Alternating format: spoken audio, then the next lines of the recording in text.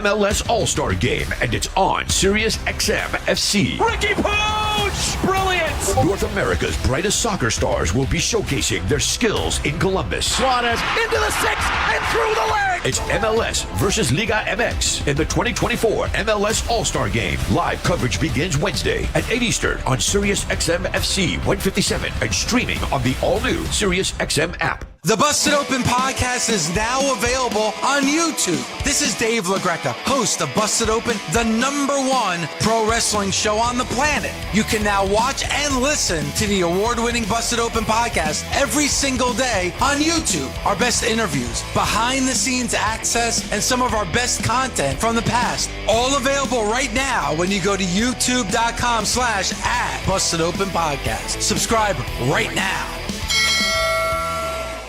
The NASCAR Cup Series is on Sirius XM. We're back on the track Sunday, 1:30 p.m. Eastern. It's the Brickyard 400, presented by PPG. from Indianapolis Motor Speedway on Sirius XM NASCAR Radio Channel 90 in the car and on the all-new Sirius XM app. Get closer to everything that moves you wherever you are with the Sirius XM app. Let's make some smoke and drink some beer. Yes!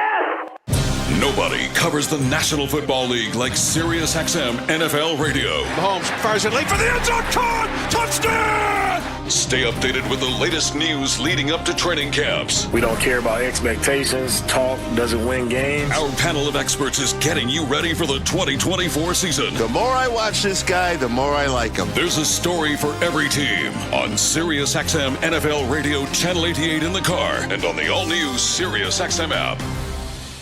Safe.com/stop, look, live. CJCL Toronto. This Slams the ball to right field. Way back. Way gone. is Toronto Blue Jays baseball. Low rounding and heading for second. The throw. In time. On the Sportsnet Radio Network. Baseball is back. After a long week of All-Star festivities, the Blue Jays begin the second half with their longest homestand of the season. That starts tonight against the Detroit Tigers. Hi, everyone. Thanks so much for tuning in tonight. I'm Ben Schulman, alongside co-host of At the Letters, Ben Nicholson-Smith. Roger Lajoie is our host. Nick Blackmore is our producer. Andrew Adams and Tom Young are our technical directors. Toronto Blue Jays baseball is brought to you by the local family-owned Crown Rust Control Centers in Winnipeg and Winkler, Manitoba. Protect your vehicle from rust today. Find your local family-owned Crown at crown.com, Canada's #1 rust protection. We open the unofficial second half with a heck of a pitching matchup at Rogers Center. Two of the hottest starters in baseball over the last 2 months, Chris Bassett and Jack Flaherty, share the mound tonight. First pitch goes on the other side of the break. You're listening to Blue Jays Baseball, streaming on the Sportsnet app, sportsnet.ca, and across the Sportsnet Radio Network.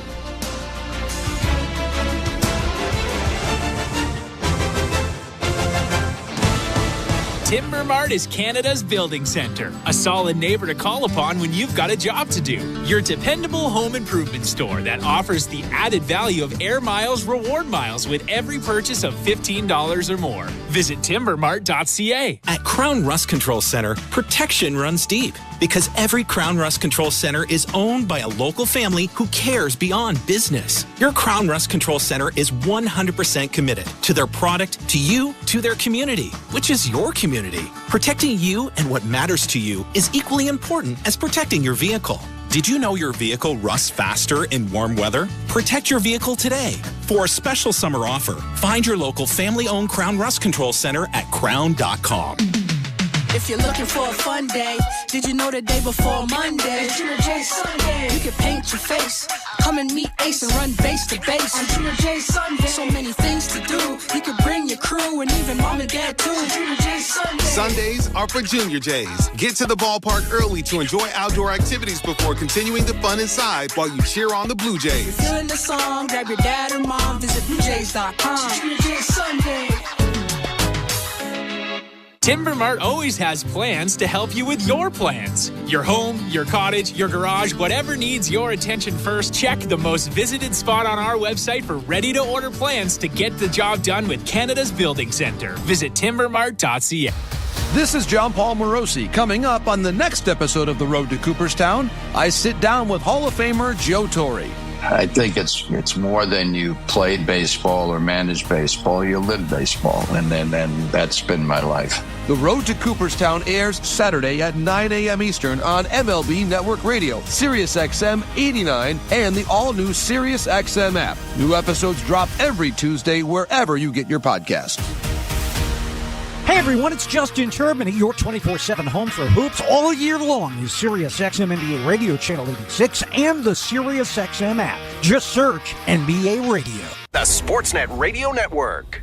What did you kind of do over the break to get back to game shape? He did a lot of good work at home in Florida, and we were in touch with him, making sure he was feeling good, mainly with the running part of it, and making sure he felt good hitting. So with where he was before he left and then with the things he did over the break, you feel confident with him back in there.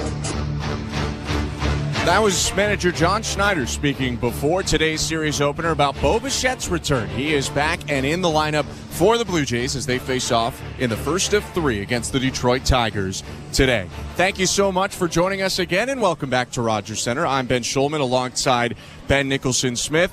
It obviously is well publicized that it has not been the best year for Bo Bichette, but what does this do for the Blue Jays to get him back? I think it's always big. Anytime that you get Bo Bichette back in the starting lineup, he's got a chance to be one of their best hitters. That applies tonight against Jack Flaherty, a really, really good pitcher, having a great year. And really, if you zoom out at the entire second half, he's one of the most important players in this team. And it hasn't been the case so far, just a .596 OPS in the first half. But going forward, he has a chance to be that guy. Blue Jays will have Bo Bichette in there at shortstop today. We'll get to the lineups in just a sec, but first, the standings, the Bet365 standings. Download the Bet365 app for today's baseball odds and find out why it's never ordinary at Bet365.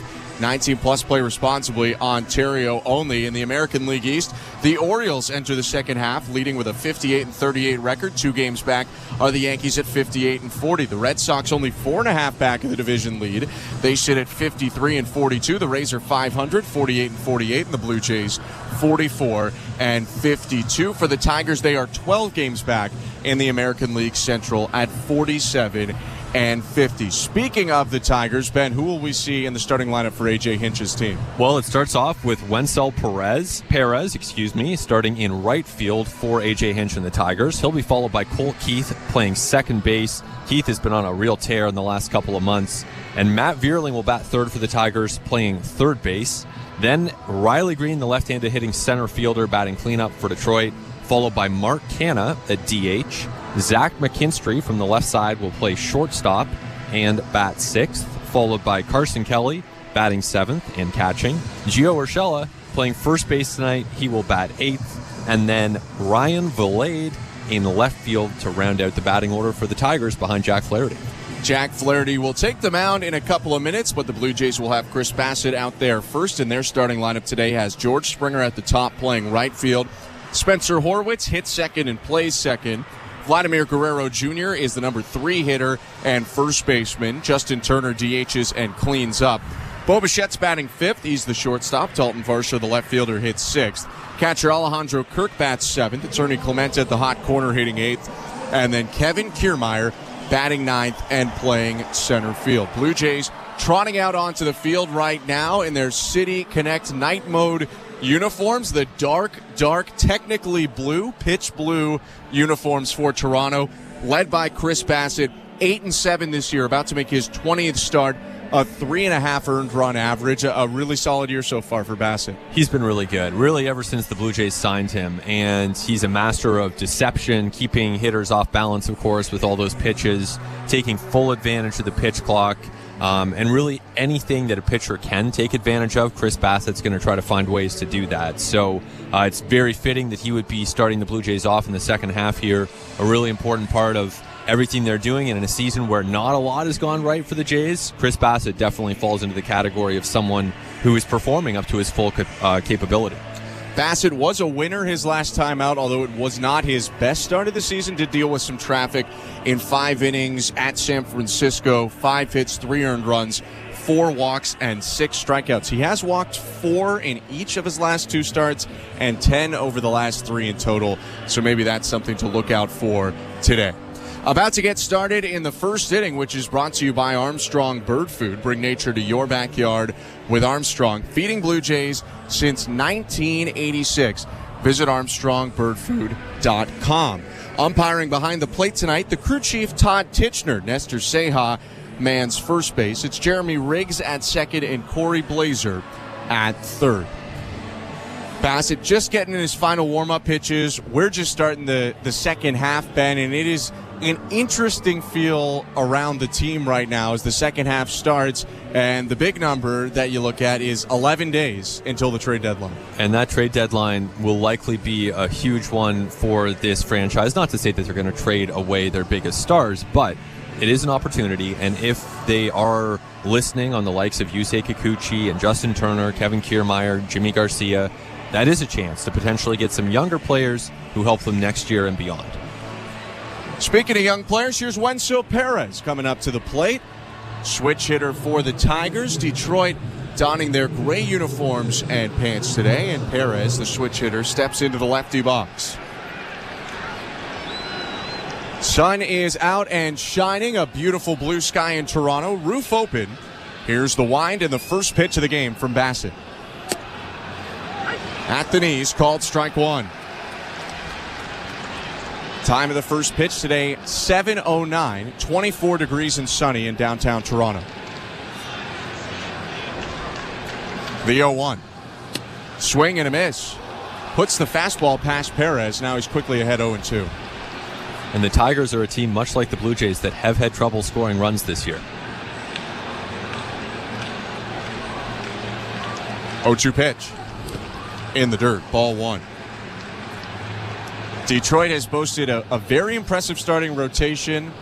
Bullpen has been up and down, but has been solid. But the run scoring, like you mentioned, has been really the main thing they're wanting more of. Yeah, they have Riley Green hitting cleanup tonight. He's been phenomenal. Colt Keith, but other guys like Spencer Torkelson have taken steps back.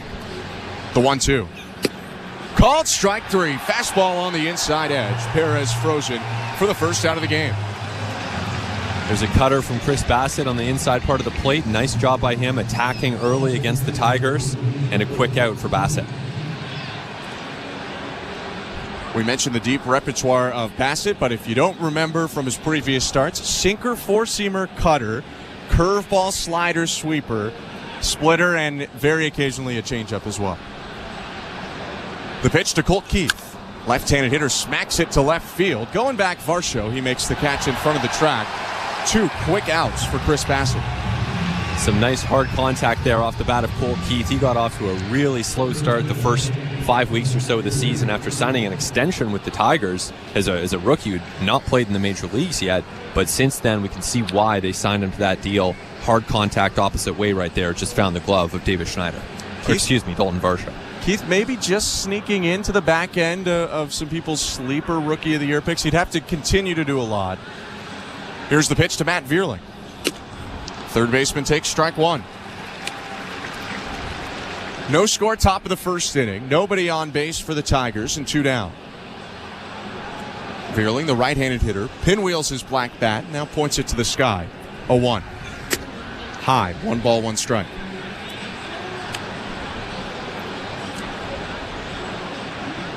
Vierling hitting .248 on the season, 14 doubles, 5 triples, and 12 homers. The 1-1. Swing and a miss. Had him way out in front on a sweeper, 1-2.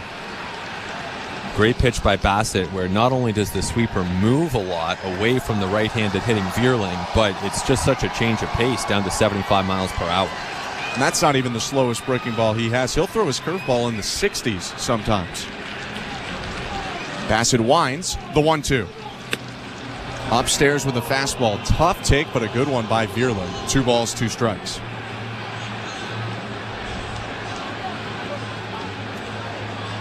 Bassett steps off to the first base side of the rubber, now back on. Abbreviated wind and the pitch. Fastball just outside. 2 really good takes by Vierling back to back.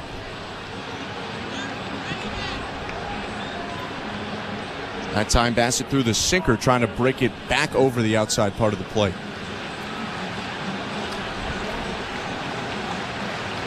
Righty twists and delivers. fouled off.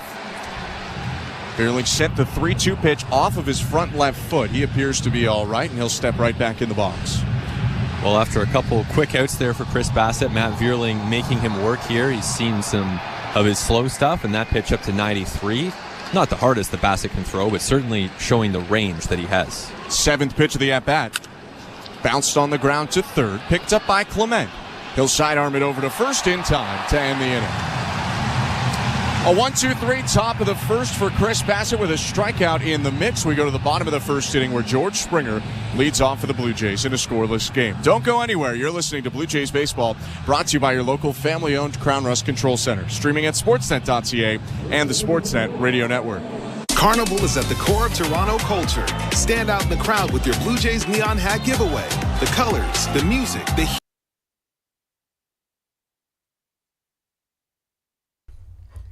Cheers, Insiders!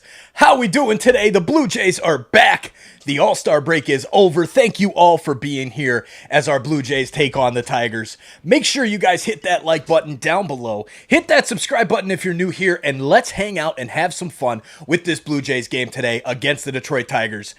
Hopefully, the Jays can get a run going here, and we can maybe get back into the playoff picture. Other than that, we're selling at the deadline.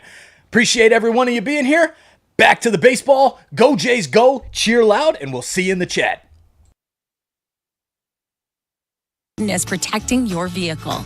Did you know your vehicle rusts faster in warm weather? Protect your vehicle today. For a special summer offer, find your local family-owned Crown Rust Control Center at crown.com. At Bet365, we don't do ordinary. That's why we introduced in-game betting. Because when the game starts, the action doesn't stop. With in-game betting, you can wager on game props, player props, totals, and the money line. And remember, in-game, you can track your same-day parlay with the option to cash out. Check out in-game betting and find out why. It's never ordinary at Bet365. Must be 19 years or older. Ontario only. Please play responsibly. If you or someone you know has concerns about gambling, visit connexontario.ca. This is Toronto Blue Jays baseball. Kiermaier going back to the wall. He leaps and he made the catch! On Sportsnet 590 The Fan and the Sportsnet Radio Network. Welcome back to Rogers Center in downtown Toronto. The bottom of the first inning is about to get underway. Jack Flaherty walking behind the mound. The righty for the Tigers is about to embark on his 17th start of this season. A 6-5 record for the 28-year-old.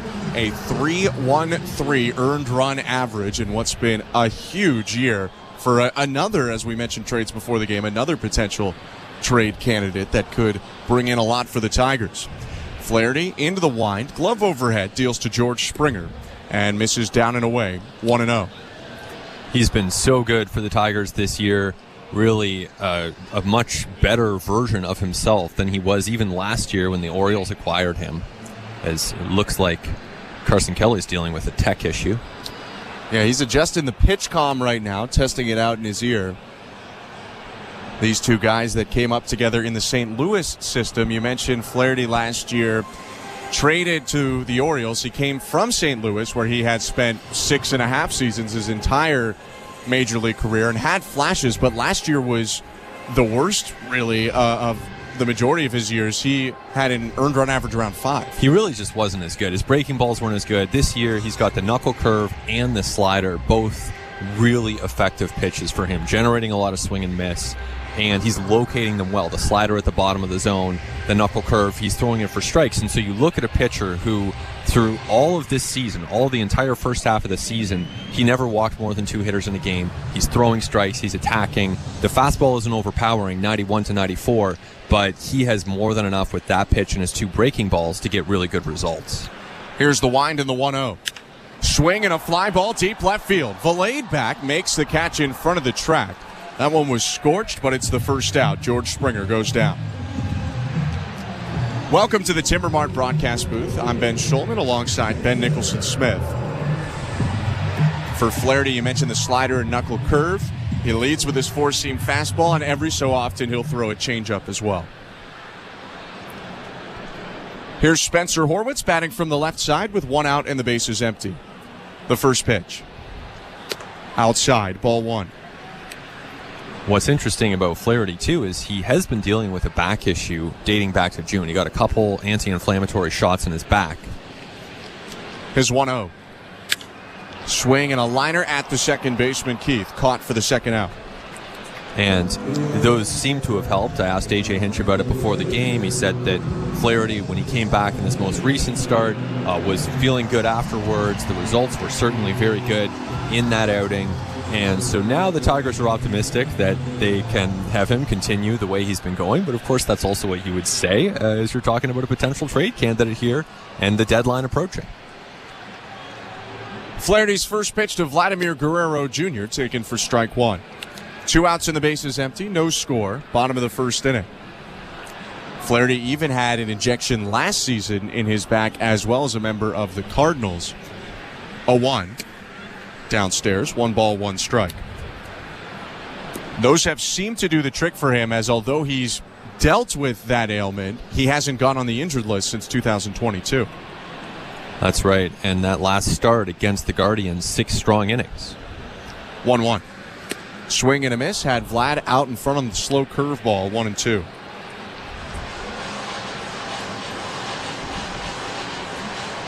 Curveball at 79 miles an hour. His fastball will run into the mid-90s. 2 taps of the plate from Guerrero, brings the bat above his right shoulder and looks out at Flaherty. The wind and the pitch. Outside, 2-2. Great signing by the Tigers, and they've obviously worked well with Flaherty to get the most out of him in a way that Baltimore didn't toward the end of last season. 2-2 pitch. In the dirt, full count. Flaherty came over to the Tigers this year on a 1-year, $14 million contract. So when you look at that 1-year deal, obviously he set himself up pretty well for free agency, and it sets the Tigers up well if they want to trade him. 3-2 pitch. Called strike 3. Fastball right on the outside corner gets Guerrero to end the inning. Blue Jays go down 1-2-3, and we will head to the second. No score in this one. You're listening to Blue Jays Baseball, brought to you by your local family-owned Crown Rust Control Center, streaming at sportsnet.ca and the Sportsnet Radio Network. Up front tonight, the breaking news. Get closer to what's happening right now with the Sirius XM news channels. Taking a closer look at the numbers from 7 important battleground states. From cable news to business. And so the markets need to be prepared for that and the volatility. And international. Tensions are running high as Russian and American troops share the same. The Sirius XM news channels, starting at channel 112 and on the Sirius XM app. Before the USA Basketball Men's Olympic team headed to Paris, the team's managing director, Grant Hill, sat down for an exclusive town hall interview on Sirius XM NBA Radio, hosted by Coach K. Coach, you've assembled rosters. It's not easy. It's not easy. It's not easy. I left people off that I love, that I'm a big, I want to tune in and watch. That was hard. Hear our town hall interview with Grant Hill, hosted by Coach K, whenever you want with the all-new Sirius XM app. Just search Team USA. Every night after the final out, the Round Trip Roundup brings you the scores, highlights, and analysis from every game across Major League Baseball, all in less than 30 minutes. Swung on and missed strike 3 and a no-hitter. It's the perfect way to get caught up on all the night's biggest home runs and best performances. And a high drive, deep right center. It's the Round Trip Roundup on MLB Network Radio every night on Sirius XM Channel 89 and every morning on the Sirius XM app. 24/7, 365 coverage of all things NASCAR. All things NASCAR happens exclusively on Sirius XM NASCAR Radio, Channel 90. Sportsnet Radio Network. It's the second inning, presented by Bet365. At Bet365, you can watch thousands of live games, build your own bet, and can even make a bet while the game's still being played. 19 plus, play responsibly, Ontario only. I'm Ben Schulman alongside Ben Nicholson-Smith. No score right now, top of the second. Riley Green leading off for the Tigers. The left-handed hitting center fielder faces righty Chris Bassett for the Blue Jays. Green, the lone position player all-star for the Tigers, also had Tarek Skubal, the starting pitcher in the game. Steps into the lefty box now and brings the bat above his left shoulder. Bassett's wind and pitch. Hit on the ground sharply to second. Backhanded by Horwitz. Stops, throws to first, and that's 1 pitch, 1 out to start the top of the second. You mentioned Tarek Skubal, and that's a player the Blue Jays miss this series. That's a good thing for them, as they're trying to do as well as they can, win as many games as they can. Tarek Skubal, one of the best, maybe a Cy Young favorite in the American League this year. The way A.J. Hinch has lined it up, Skubal will go up against the Guardians, who are the division leaders in the team that the Tigers play next. And Detroit, they're kind of on the fringes right now of are they in, are they out, do they buy, do they sell? So perhaps trying to line up some of those marquee matchups there to see if they can get back into it.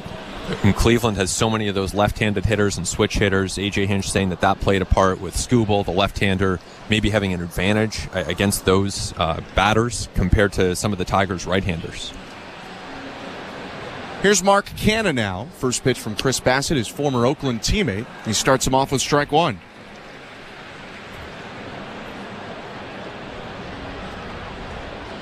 Canha, a longtime athletic, also played with the Mets, the Brewers, and now the Tigers.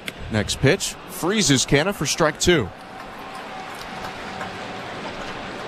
Has struggled at times this year, the Tigers DH, batting .228 on the season, 15 doubles and 6 home runs. 1 out and the base is empty. The 0-2 pitch. Check swing.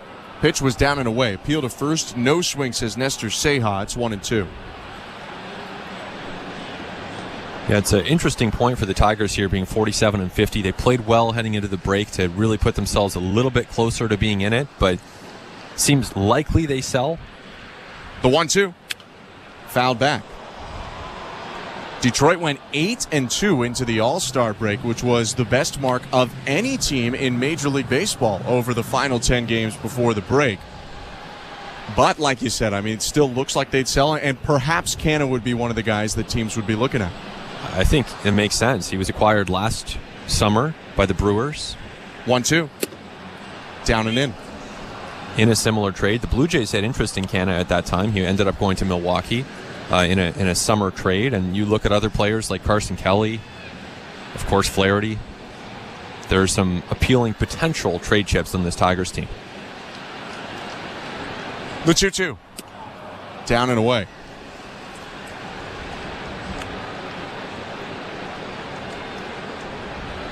For the Tigers, though, they'd like to get Canha going a little bit more than what he's done recently. Batted .140 over the last month, going back to June 18th, with 2 extra base hits.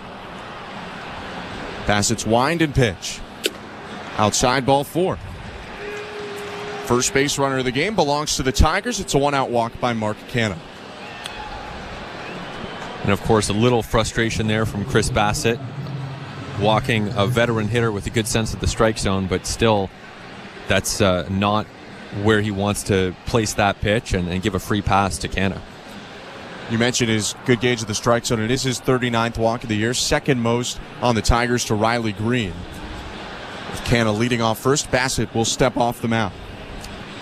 Zach McKinstry hits now for the Tigers, left-handed hitting shortstop with 1 out and a runner on first, no score, top of the second. The pitch. Swing and a miss, strike 1.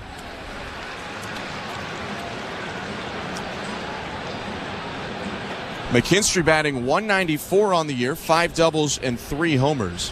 Playing in his 66th game, has gotten some decent run, especially with Javi Baez injured for part of the year. Next pitch breaks his bat on a slow roller up the middle. Ernie Clement's going to throw over to first. That's the only play. They get the out. Canha moves up to second on that awkward hopper, and there are 2 down. Some nice awareness by Bo Bichette right there, as he initially came in to try to field the ball, but realized Clement would get to it, and then Bo Bichette knows he has to get to third base, because otherwise that base is vacated from Clement coming over to make the play.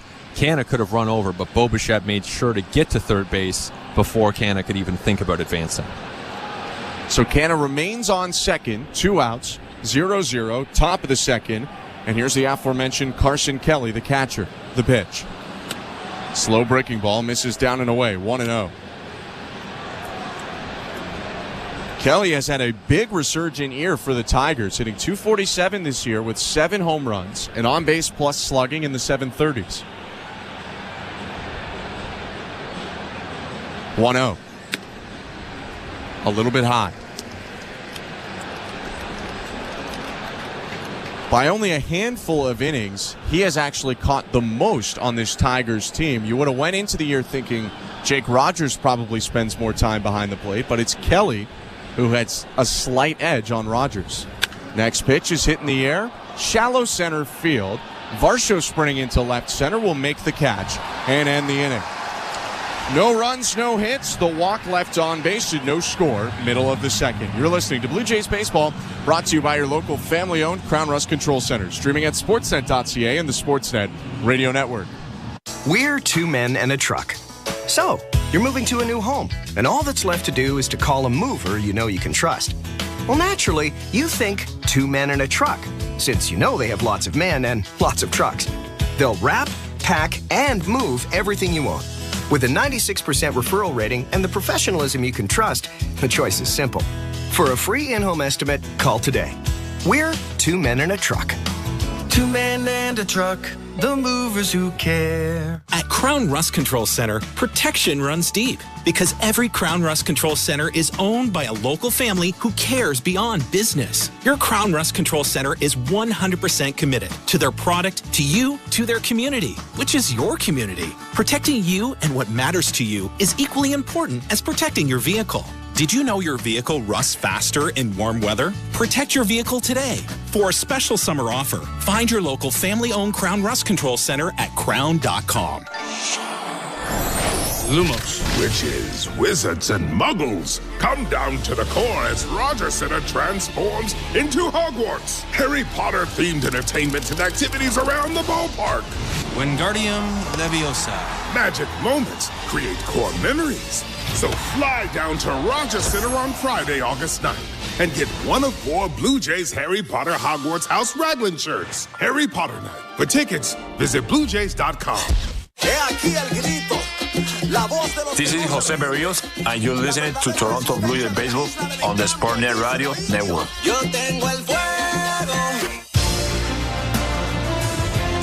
Tonight at 10 p.m. Eastern, Jays Care will be giving away a $5,000 cash prize. That's just one of 13 early bird prizes still up for grabs during their 50-50 homestand jackpot.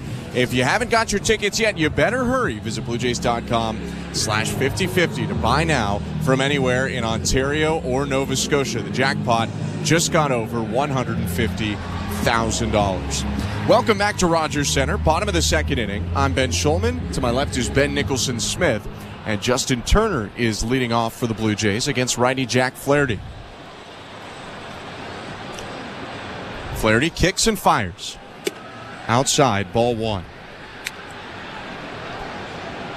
Turner, Bo Bichette, and Dalton Varsho to hit this inning. Flaherty retired the Blue Jays in order in the first. The 1-0. Low, 2 balls, no strikes.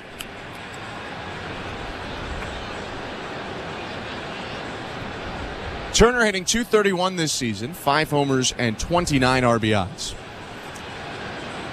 He faces a 2-0 and hits it in the air to deep left field. Going back, Valade stops in front of the track and makes the catch. 1 out. Turner hit that ball pretty far, but his swing looked just a little bit off balance there. Wasn't able to quite unload on that pitch the way he might have wanted to. That was a slider from Flaherty that he hit out there. A pitch that Flaherty, you mentioned, has done really well with, and he's leaned more into it as well, eliminating a cutter he threw last year and just throwing all of those sliders that move more than a cutter would. Slider's been a great pitch for him. To have 2 really good breaking balls between that and the knuckle curve, that's what's made him this frontline starter in 2024. Flaherty waiting behind the mound as there was another equipment-related issue for Carson Kelly. And now Bo Bichette is confused as he's in the box, but Kelly's not on the mound, and now we're ready to go. 1 out, no score. Bottom of the second. The pitch to Bichette. Foul tipped into the glove of Kelly, 0-1. Bo in game action for the first time since July 10th. A .222 hitter, 16 doubles, 4 homers. 0-1. Almost hit him on the ankle. He moves out of the way. 1 ball, 1 strike.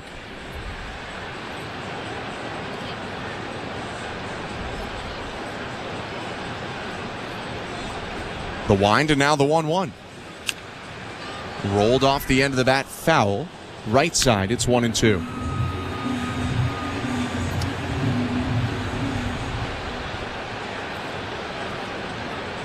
Bichette taps the plate, spins the bat, brings it above his right shoulder. 1-2 pitch.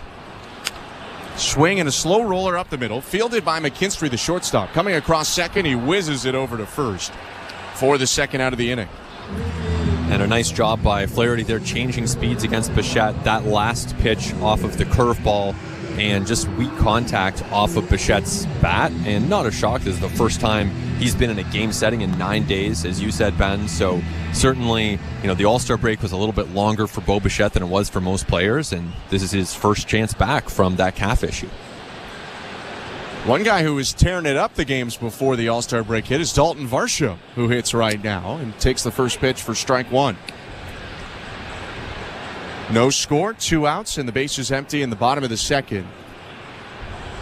Varsho had a triple in each of the last 3 games before the break. 0-1. Downstairs, 1 ball, 1 strike. Now has 6 of those triples on the year, 15 doubles, and 11 homers.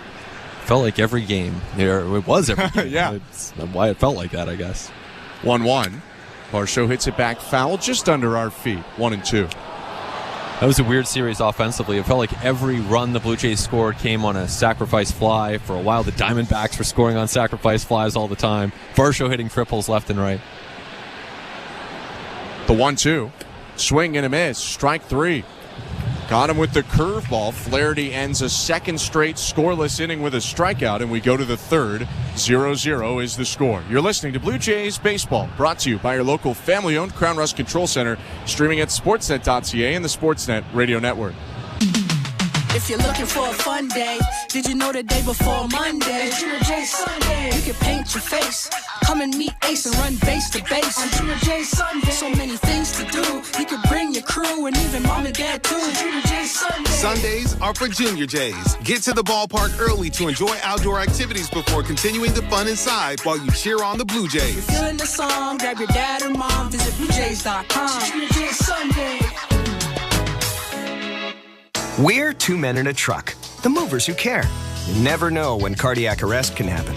That's why each and every one of our trucks carries a life-saving Mikey defibrillator as part of our Mikey on Board program. Whether we're on the highway or in front of your house, we're prepared to help anyone whose heart may skip a beat. The Mikey Network has saved many lives, making Mikey's accessible to the public. And now they're on board our trucks. We're 2 men in a truck. 2 men and a truck, the movers who care. At Bet365, we don't do ordinary. That's why we introduced in-game betting. Because when the game starts, the action doesn't stop. With in-game betting, you can wager on game props, player props, totals, and the money line. And remember, in-game, you can track your same-day parlay with the option to cash out. Check out in-game betting and find out why. It's never ordinary at Bet365. Must be 19 years or older. Ontario only. Please play responsibly. If you or someone you know has concerns about gambling, visit connexontario.ca. This is Toronto Blue Jays baseball. A drive to deep center field. Trout at the wall and launches it sail. On Sportsnet 590 The Fan and the Sportsnet Radio Network. The third inning is brought to you by the local family-owned Crown Rust Control Centers in Winnipeg and Winkler, Manitoba. Protect your vehicle from rust today. Find your local family-owned Crown at crown.com. Canada's #1 rust protection. Thanks so much for joining us tonight. I'm Ben Schulman alongside Ben Nicholson-Smith. Scoreless ball game between the Blue Jays and the Tigers. Gio Urshela is stepping in to lead off the top of the third for Detroit. Righty batter and first baseman today looks out at Chris Bassett, who gets into the wind. The pitch. Outside, ball 1.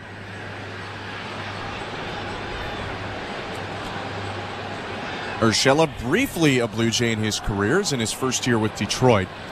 Batting in the 250s, 4 homers. 1-0. Hit on a line to center field, and that'll get down for a base hit. First hit of the day for either team. It's a leadoff single for Urshela. Hard contact right there from Urshela. No chance for anyone on the Blue Jays to do anything except for field it on a hop the way Kevin Kiermaier did. So Urshela now gets rid of the batting gloves, is about to take his lead off first as the number 9 hitter, Ryan Valade, steps in. Long-haired left fielder bats from the right side, open stance. Bassett from the stretch. Broken bat liner to the mound, caught by Bassett, and he'll double off Urshela. Not sure if Urshela never saw it or was confused by the flight of the ball, but that was looped right back to Bassett. Completely sawed the bat of Valade in half, and Bassett just had to turn and lob it over to first for a double play. And there was a lot going on in this play because the shard from that bat was flying toward Ernie Clement, and then Chris Bassett is able to have the presence of mind to still make the play, and by the time he looked over at first base, there was no chance for Urshela to get back. So 2 down and the base is empty. Wenzel Perez is back up. He takes inside 1-0. No score, top of the third. Second time through now for Detroit, starting with Perez. The 1-0. Down and in. Perez is a rookie from the Dominican Republic, signed by the Tigers in 2016. Called up for his debut on April 8th this year when Andy Ibanez hit the injured list. 2-0. Swing and a miss. 2-1. For a rookie campaign, .260 average, 12 doubles, 5 triples, and 5 homers. He's been solid so far for Detroit. A nice find for them. They're hoping that Valade, who just hit that line out, can be another one. 2-1.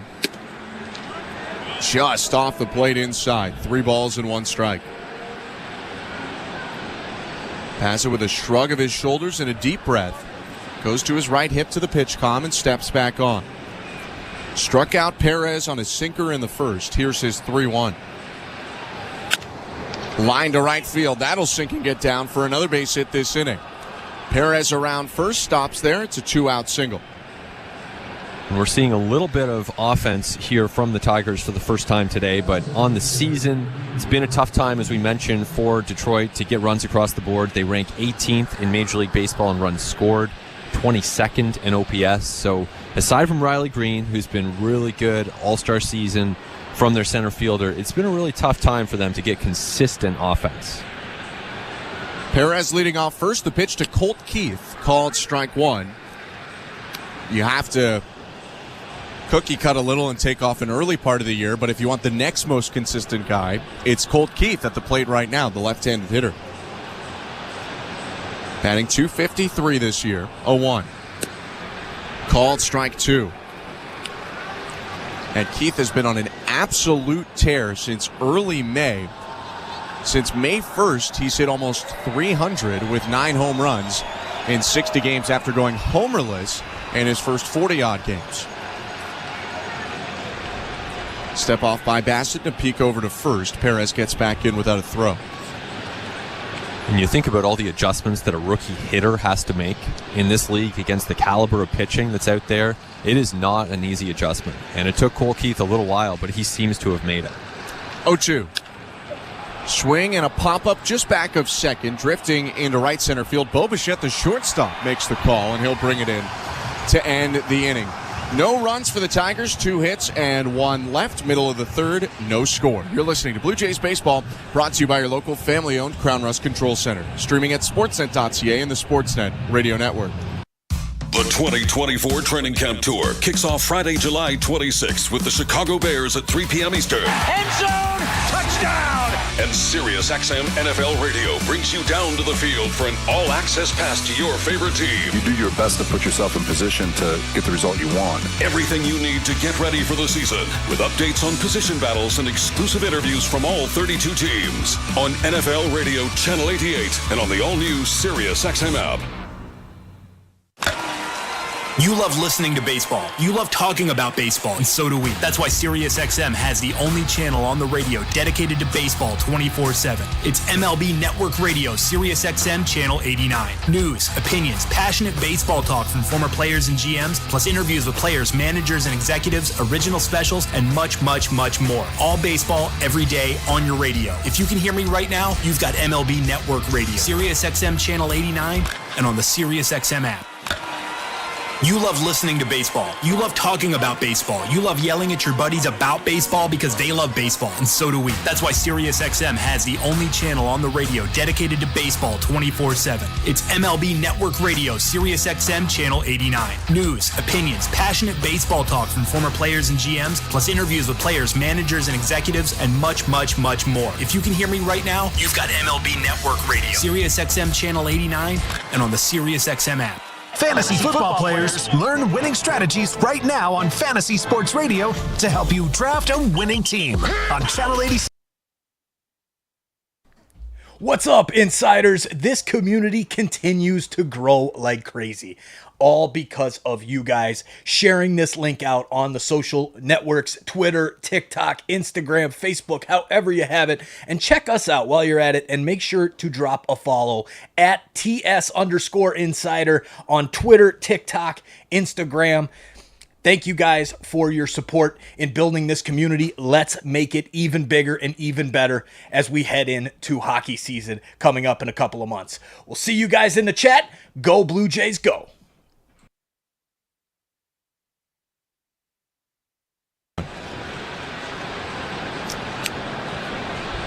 Kirk hitting .234 on the season, 8 doubles and 2 homers, but one of the hotter Blue Jays going into the All-Star break. They really needed that from him, and he was able to finish strong. 0-1. Just outside. I think everyone's expectations around Kirk were raised, understandably, when he won the Silver Slugger a few years ago. But if he can be around a league average hitter, then that's good enough. 1-1. Swing and a mile-high pop-up. In between the mound and the plate, now veering up the third baseline. Matt Vierling, the third baseman, calls for it and makes the catch in fair territory. 1 out. The key, of course, is you then need your other players to step up and contribute and have impact seasons, and that hasn't happened with Bo Bichette. That hasn't happened for most of the season with George Springer. So you do need those other star players to really make that difference. But for Kirk, with his framing, with some of the things that he can do from a contact standpoint, there's still enough there to be a very useful player. Here's the first pitch to Ernie Clement. Called strike 1. Clement, by most of the numbers, has been a slightly above league average hitter this season, hitting .268 coming into this one, 6 home runs. The 0-1. Outside, 1 ball, 1 strike.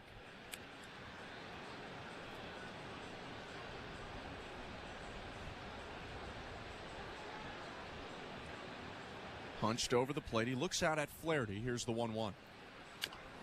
Bounce just off to the left of the mound. Vierling charging third baseman gloves, throws, and it's just there in time. Urshela had to almost dive in his stretch toward right field as Vierling yanked that one, but he got enough on it and got it just to a spot where Urshela could make the play. 2 down. That's a really tough play. Flaherty couldn't get to it, so Vierling has to charge in and make a throw on the run because Ernie Clement can get down the line pretty well. The throw was not good, but Urshela able to bail his teammate out, and the middle infielder able to make a nice play at first base. Urshela spent a lot of time on the left side of the diamond in his career. First pitch to Kevin Kiermaier, cut on and missed, 0-1. 2 outs, nobody on. Blue Jays still searching for their first base runner in the bottom of the 3rd inning in a scoreless game. Right on left, the pitch. Outside. Kiermaier starting in center field today, hitting .189 on the season. 4 homers, 18 RBIs. The 1-1. Swing and a miss, 1-2.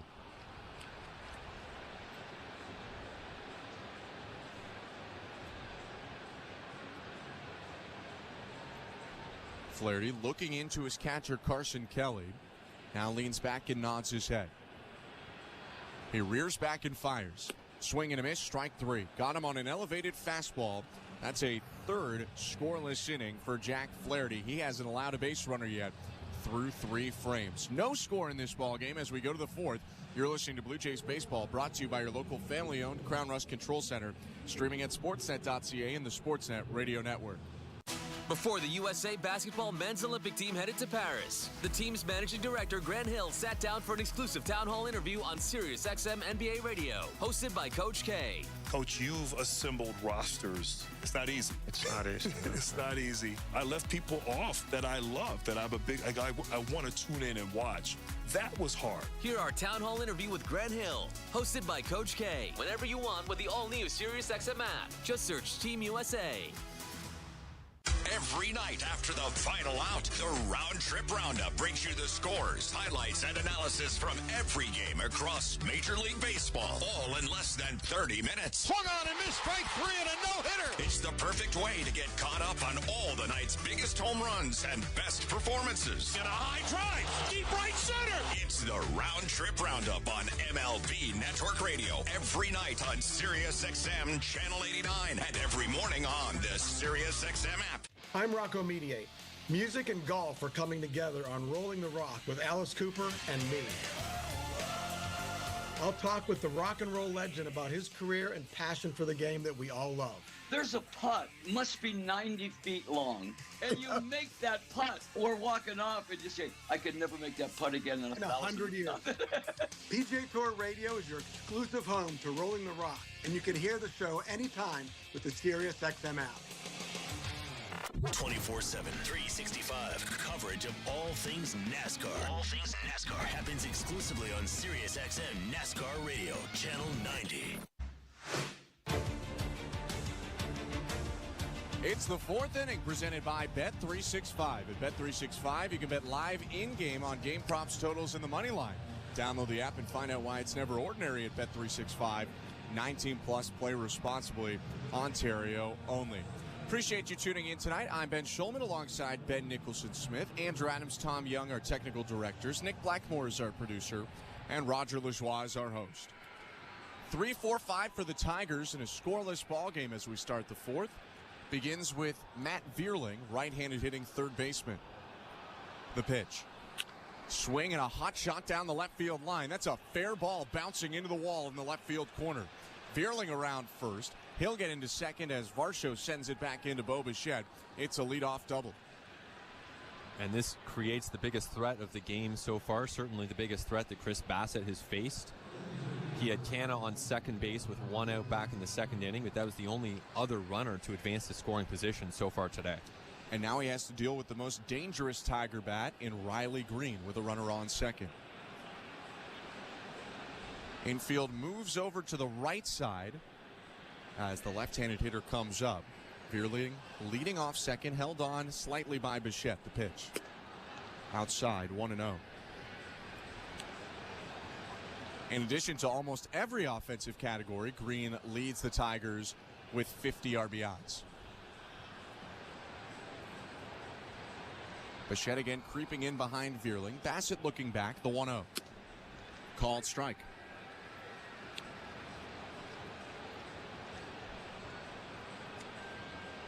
Green, a former 5th overall pick out of high school in Florida. Waggles the bat slightly near his left ear. The 1-1. Swing and a miss. Looked like he was behind that cutter at 89. It's 1-2. Yeah, that cutter from here looked a lot faster. It was well located on the inside part of the plate, and Green did not have it timed up.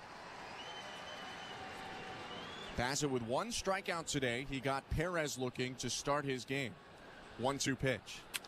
Swinging a bouncing ball right side. Dive by Horwitz. It's past him into right field. Vierling getting the wave around third. He'll score without a throw. It's 1-0 Tigers on an RBI single by Riley Green.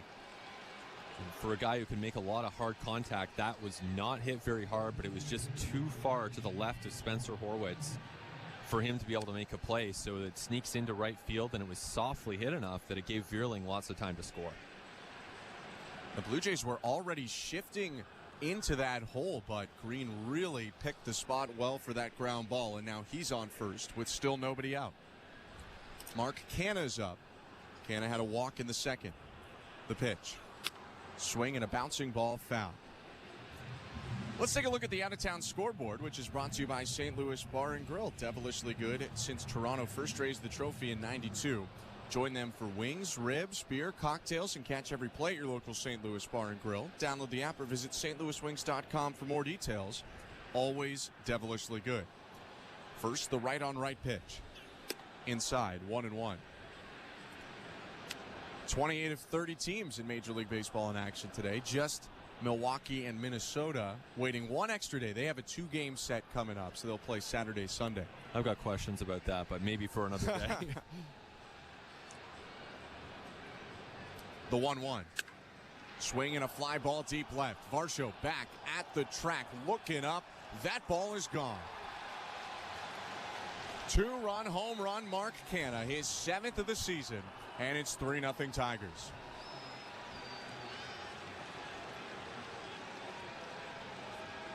That was a big swing from Mark Canha. He gets a changeup on the inside part of the plate and sends it toward the Blue Jays bullpen in left field.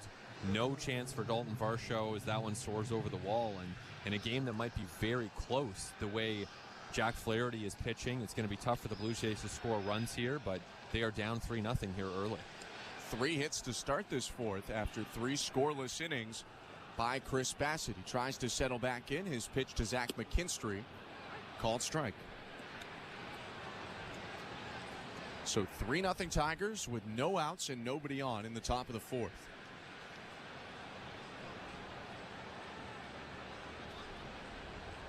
The wind in the 0-1. Outside. To go back to that St. Louis Bar and Grill out-of-town scoreboard, baseball got back underway today with a Friday day game at Wrigley Field. The Arizona Diamondbacks beat the Chicago Cubs 5-2.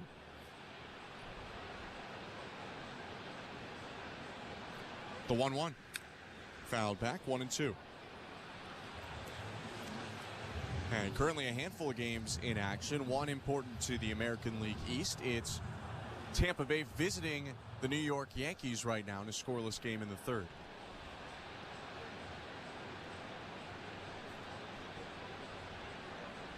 Bassett kicks and fires.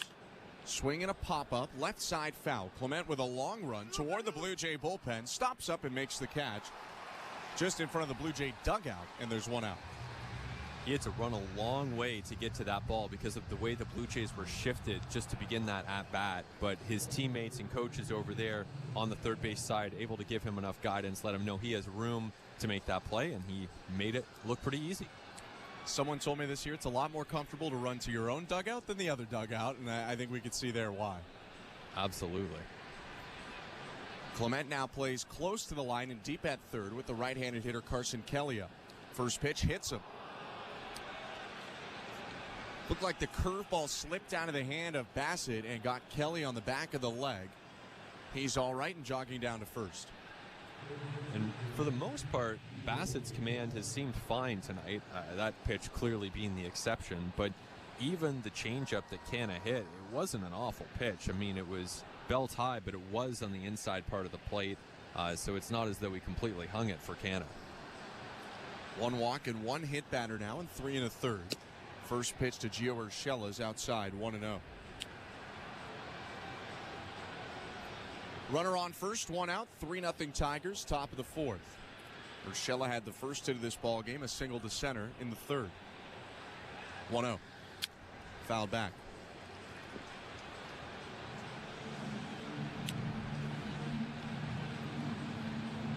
Mentioned Urshela had brief time with the Blue Jays. That was in 2018. He played 19 games with Toronto, a handful of games with the Buffalo Bisons as well.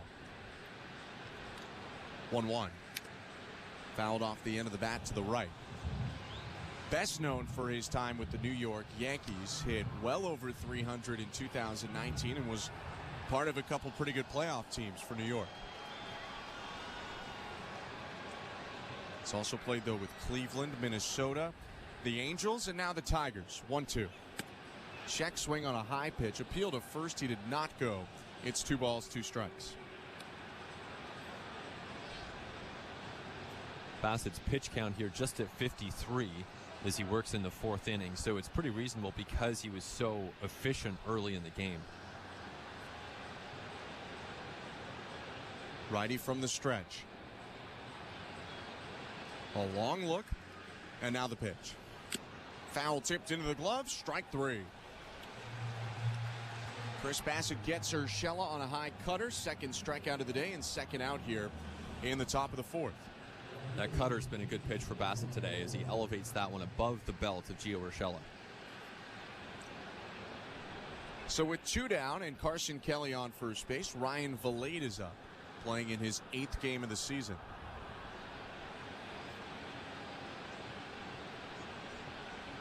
Right on right, the pitch. Slow curve, strike 1. He's interested to see that they picked up Valade as a minor league free agent. Valade, a guy who was drafted originally by the Colorado Rockies, debuted for Colorado as well. 3 games in 2021. Next pitch. Called, strike at the knees, and it's 0-2. And he was a high draft pick, too, of the Rockies going in the 2nd round, but they cut him loose, and the Tigers have picked him up and given him a shot in their organization. He's done well so far, 7 for 21 to start his season, but down in the count right now. No balls and 2 strikes. Bassett set at the belt. He rocks and fires. Swing and a foul ball.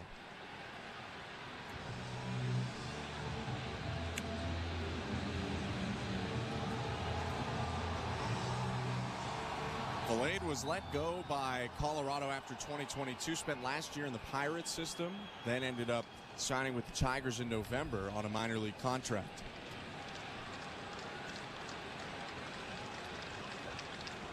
Oh-2.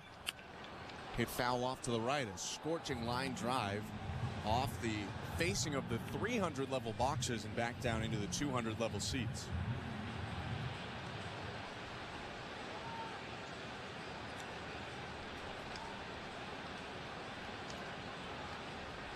Open stance for the right-handed hitter. Pops the bat off his shoulder. 0-2 is yanked down the left field line. Foul into the netting.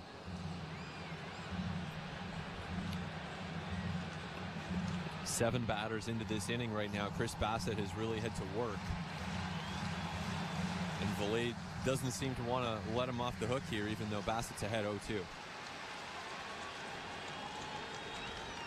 Got Valade to line out into a double play his last time up. A broken bat humpback liner to the mound. 0-2 again. Swing and a pop-up. Drifting to the right. Foul and out of play.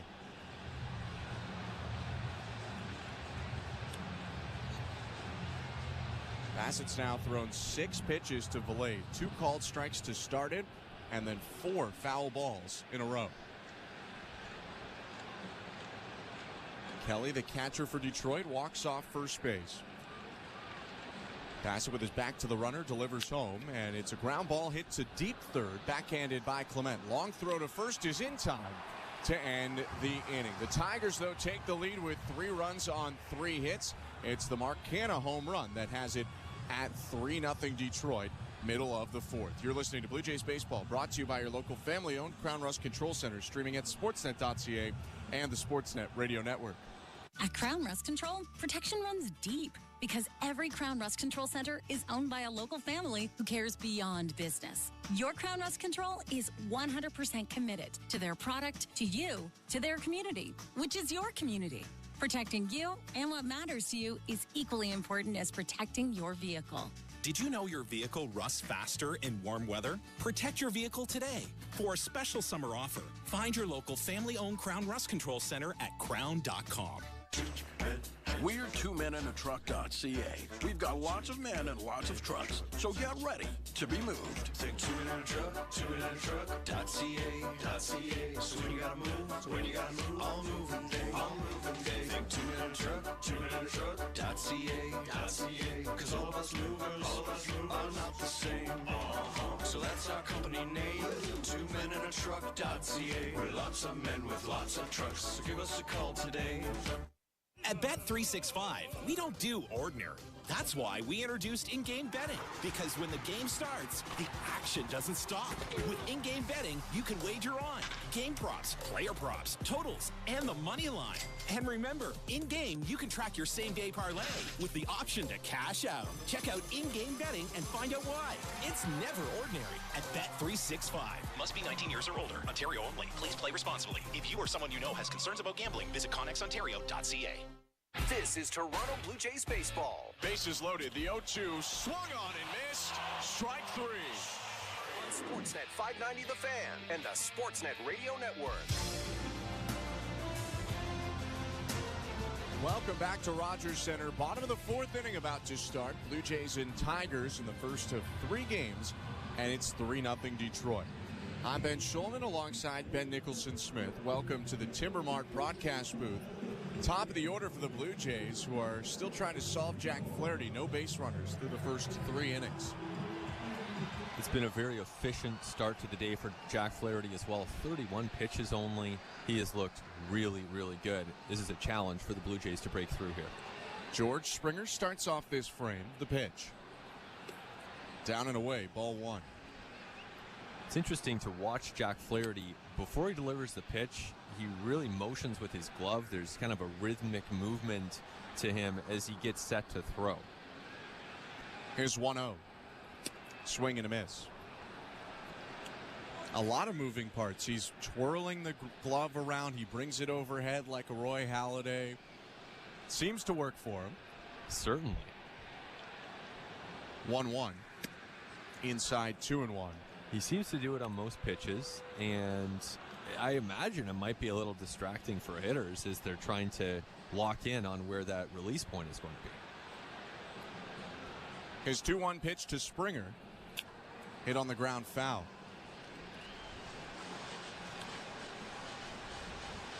For Jack Flaherty, he got good instruction young. I don't know for a fact that he was doing this in high school, but in high school, his pitching coach was current White Sox pitching coach Ethan Katz. 2-2. Bounce foul behind home plate. Flaherty ended up being drafted by the Cardinals out of Harvard Westlake High School, 34th overall in 2014. Not only would he come out of Harvard Westlake, but he was rotation mates with Lucas Giolito and Max Fried at that school. 2-2 pitch, hit on the ground is short on two hops, picked up by McKinstry. Throw to first in time, 1 out. Yeah, he's certainly emerged as a frontline Major League starting pitcher, and we saw that from a very young age with the St. Louis Cardinals. He hasn't been as consistent as some. You know, you look at let's say a Zach Wheeler, who's just very, very good every single year. That hasn't been the career path for Jack Flaherty, but he's done it before, and here he is now pitching at a very high level. His right on left pitch to Spencer Horwitz, strike one. This year, probably the best Flaherty's looked since the 2019 season he had, where he finished fourth in Cy Young voting. 0-1. Outside. That was a year very different than this one, where he actually didn't start all that strong, but had a sub-1 earned run average in his last 15 starts. 1-1. Swing and a fly ball down the left field line, slicing toward the seats, and it is into the seats, 1-2. He has had some of the most red-hot stretches that you'll see for a pitcher in the last 5 years or so. I mean, he can go on runs of 10 starts where he's basically unhittable, and health is obviously a precondition for any of that. 1-2. Swing and a miss. Got Horwitz to chase the slider in the dirt. He strikes him out for his fourth K of the day. 2 outs and the bases empty still. 3-0 Tigers, bottom of the fourth. And right here, Flaherty certainly looks comfortable the way he's moving, certainly looks to be healthy after getting a little bit of a rest during the All-Star break. There are pro scouts here. There are other teams watching from afar, and I'm sure they like what they see. 2 down, and now the pitch to Vladimir Guerrero Jr. Called strike one. Blue Jays did beat Flaherty in Detroit earlier this year, scored 3 runs on him in 6 1/3 innings. Toronto won that game 9-1. 0-1. Down and away, 1 ball, 1 strike. but he is perfect today through 3 2/3. Not a lot of hard contact.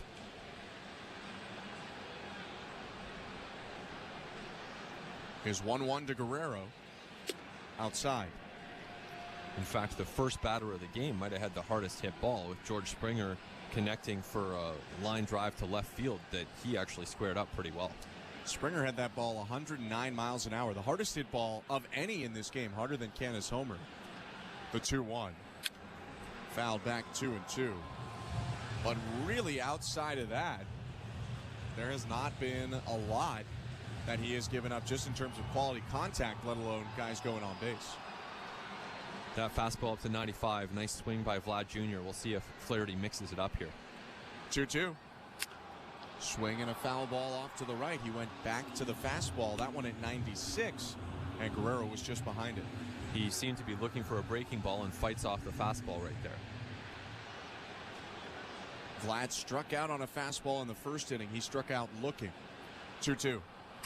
Swing and a bouncing ball, headed up the middle, cut off by McKinstry, the shortstop, throw to first in time. And that's another 1-2-3 frame for Jack Flaherty. He's gone 12 up, 12 down, and has the Tigers ahead 3-0 as we go to the fifth. You're listening to Blue Jays Baseball, brought to you by your local family-owned Crown Rust Control Center, streaming at sportsnet.ca and the Sportsnet Radio Network. Keep the grill lit. A T-bone steak, cheese, eggs, and Welch's grape. With barbecue-themed channels sure to get the backyard bumping. From hip-hop Bring the noise, my time. to classic rock. American girl. Country. Can I have some help? And beyond. Set it and forget it all summer long. Only in the SiriusXM app. Just search BBQ. Wake up! Wake up, everybody! This is Steve Phillips from the leadoff spot on MLB Network Radio. Join me and former Major League Baseball players Eduardo Perez and Xavier Scruggs as we react to all the latest news and scores across baseball and have plenty of fun along the way. Steve, you were so right about that. I don't know if anybody else thinks we're funny, but I think we're funny. Why are you putting us or we into this? The leadoff spot, weekdays at 7 a.m. Eastern on MLB Network Radio, Channel 89, and on the SiriusXM app. Hello, Blue Jay fans. I'm Craig Ballard, host of your daily Locked On Blue Jays podcast. Locked On Blue Jays is part of the Locked On Podcast Network, your team every day.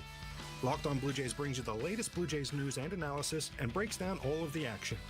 Locked On Blue Jays is everything a Blue Jays fan could want, all in a 30-minute daily podcast.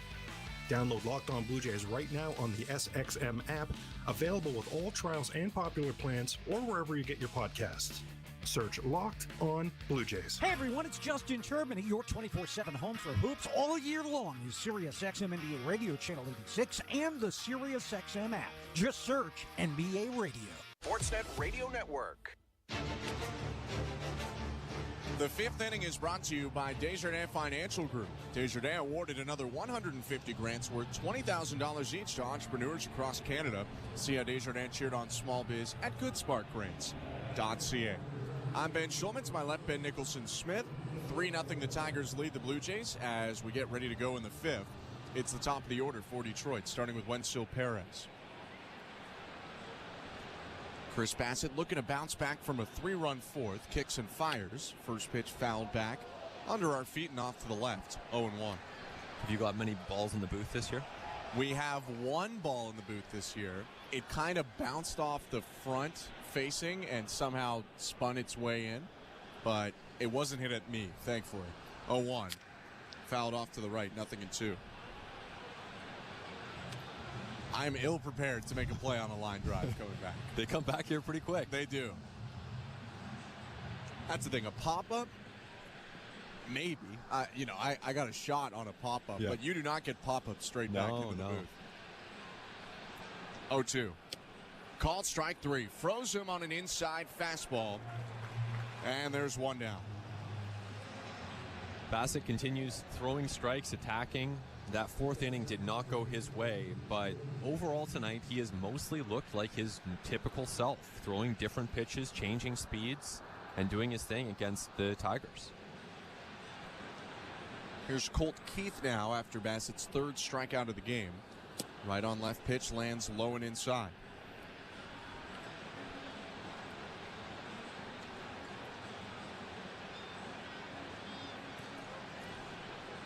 Keith has flied out to left, popped up to Bo Bichette at short.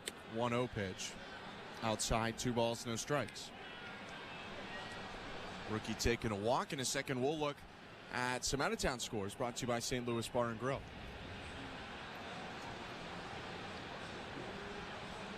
The wind from Bassett and the 2-0. Popped up back of third, drifting now into left field. Dalton Varsho in the corner, stops, makes the catch. 2 outs. A lot going on out of town. Bassett's former team, the New York Mets, down 4-0 to the Miami Marlins today in Miami. Sean Manaea getting roughed up right now for the Mets. And in the Bronx, the Yankees are leading 4-0 over the Tampa Bay Rays in the 4th inning. Matt Vierling up to the plate, 2 outs and the base is empty. First pitch to the former Philly. Called strike. Vierling doubled to start that 3-run frame for the Tigers, came in to score. And the last time the Blue Jays saw him before today, he hit a 3-run walk-off homer against Toronto. 0-1. Down and away, 1-1. That stopped a huge Blue Jays comeback, gave the Tigers a 14-11 win and a 3-1 series win. That was just a devastating loss for the Blue Jays. I was covering that game in Detroit. 1-1. Fouled off 1-2. And it was one of those games where you thought the Blue Jays were going to find a way to pull out the win so many different times there. And in the end, it was the Tigers who came back and just outslugged the Blue Jays in that one. And it was one of those moments, unfortunately for the Blue Jays, there have been many of them this year, but one of those moments where you say, man, they were close, but it did not happen. 1-2 pitch, down and away. Speaking of outslugged, Vierling didn't only hit that homer, he hit 2 home runs in that game. Went on to hit homers each of the next 2 days against Pittsburgh. Had 4 home runs in 3 games. On the season, he has 12 homers. 2-2 is in the dirt. It's a full count. Vierling, a former 5th rounder by the Phillies in 2018 out of Notre Dame. It's actually a teammate of Kevin Biggio's with the 2016 Fighting Irish. 3-2 pitch. Swing and a pop-up that'll get out of play just behind the first base dugout. Still a full count. Slow curveball at 73 miles an hour from Bassett. You could see Vierling waiting back on that pitch and then just fighting it off. Bassett steps onto the rubber with 5 seconds on the pitch clock and looks in at Vierling. The wind and another 3-2. And another foul ball as he hits it off the handle over the netting behind home plate.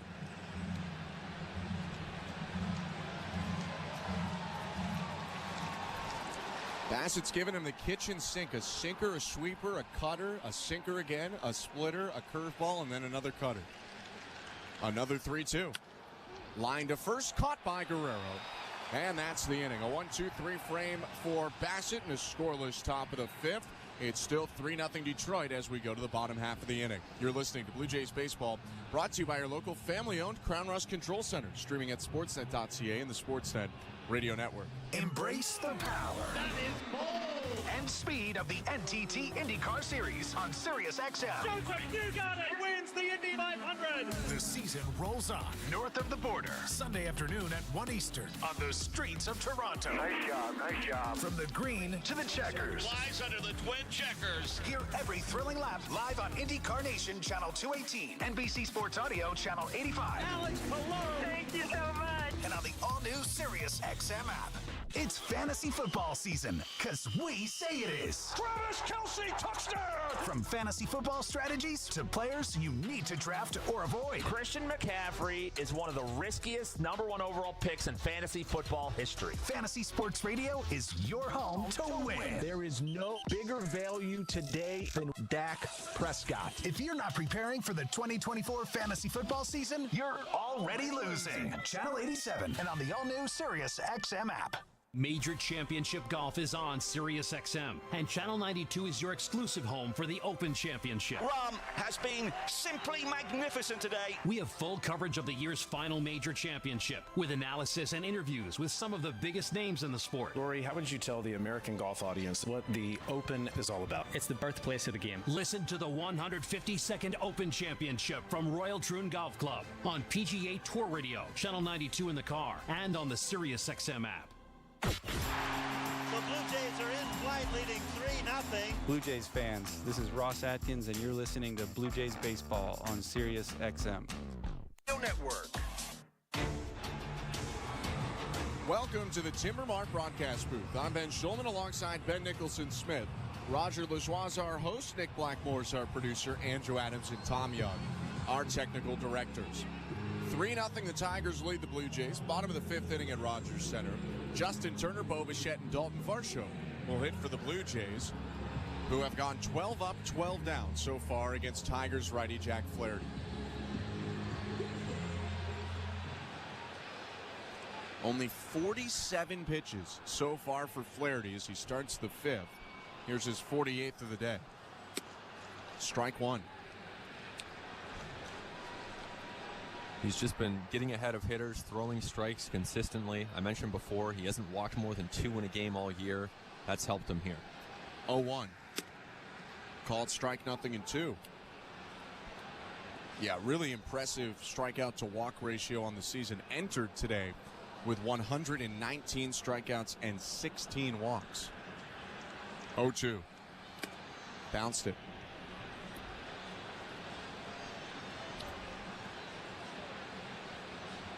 Justin Turner knowing, of course, that Flaherty's going to try to get him to expand the strike zone with 2 strikes, but Turner's been in a couple 0-2 counts in his day, so he's able to lay off that one.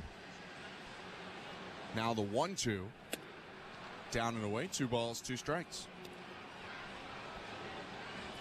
Turner is trying to get it going again, though, after an impressive June. 2 for 30 now in the month of July. 2-2. Swinging a fly ball, center field, Green going back, Stunner stepping, and just onto the track, he makes the catch. 1 out. And that may be the best contact the Blue Jays have had since George Springer's fly ball to start the first. It was a really nice swing there by Turner on the 2-strike pitch, and he made some good contact. The crowd here, very big, full crowd here at Rogers Center today, by the way. Got pretty excited by that one, but Riley Green had lots of room the entire way. It hasn't been announced yet, but it has to be a sellout today at Rogers Center. It is packed. Bo Bichette's at the plate. Here's the pitch. Swing and a hard foul ball down the left field line. 0-1. Bichette back in from right calf soreness, and in a second we'll go to the injury report. First the 0-1. Swing and a miss, 0-2. Injury report brought to you by Bergmanis Prera Personal Injury Lawyers. If life has thrown you a curveball and you're striking out with your insurance company, get ahead of the count and call Bergmanis Prera Personal Injury Lawyers. You focus on getting better, and Bergmanis Prera will take care of the rest. Visit bplawyers.ca.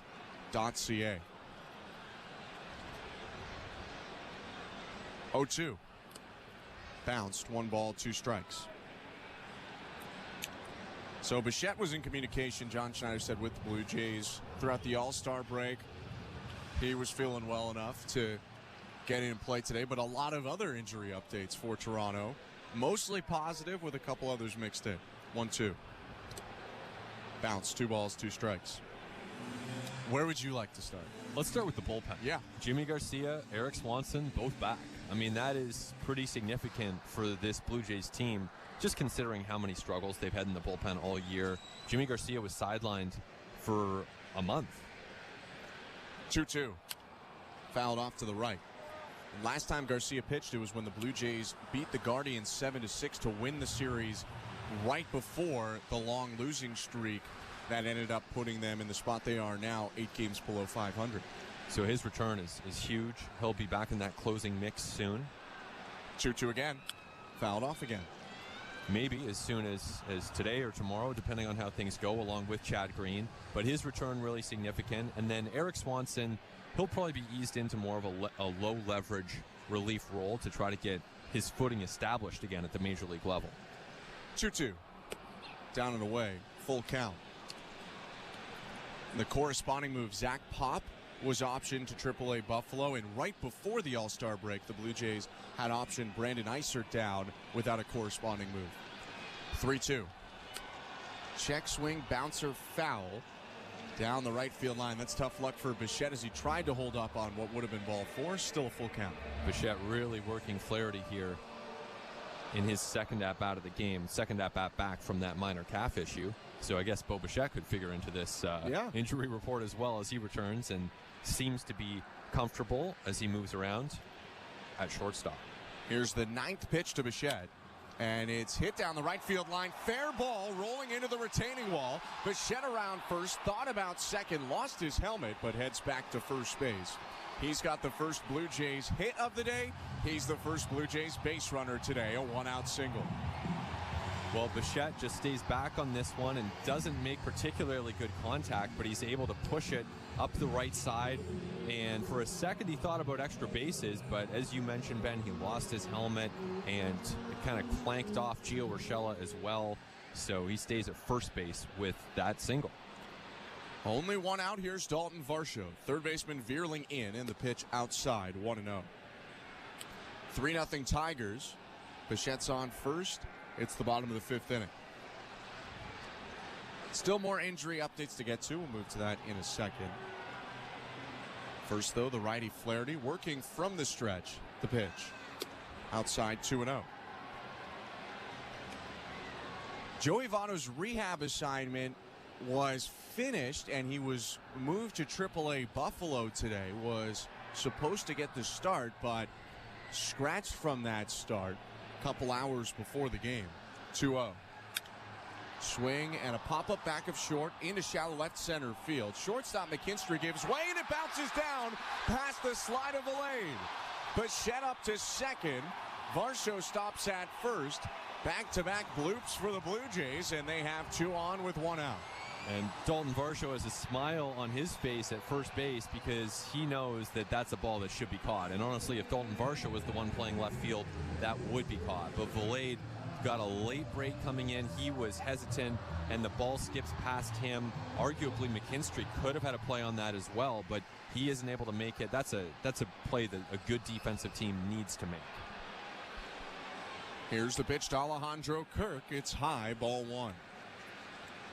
That wasn't an error, but the Tigers are second in Major League Baseball in errors. Only the Boston Red Sox commit more. First and second, 1 out. Flaherty looks at Bichette at second and delivers to Kirk. Called strike. And now the Blue Jays have their best opportunity of the game right here. Kirk, not exactly a home run hitter, but this is still a chance, and probably a rare chance against Jack Flaherty, to get some runs in and make this game a little bit closer. The 1-1. Swing and a miss. Kirk out in front on the slider. It's 1-2.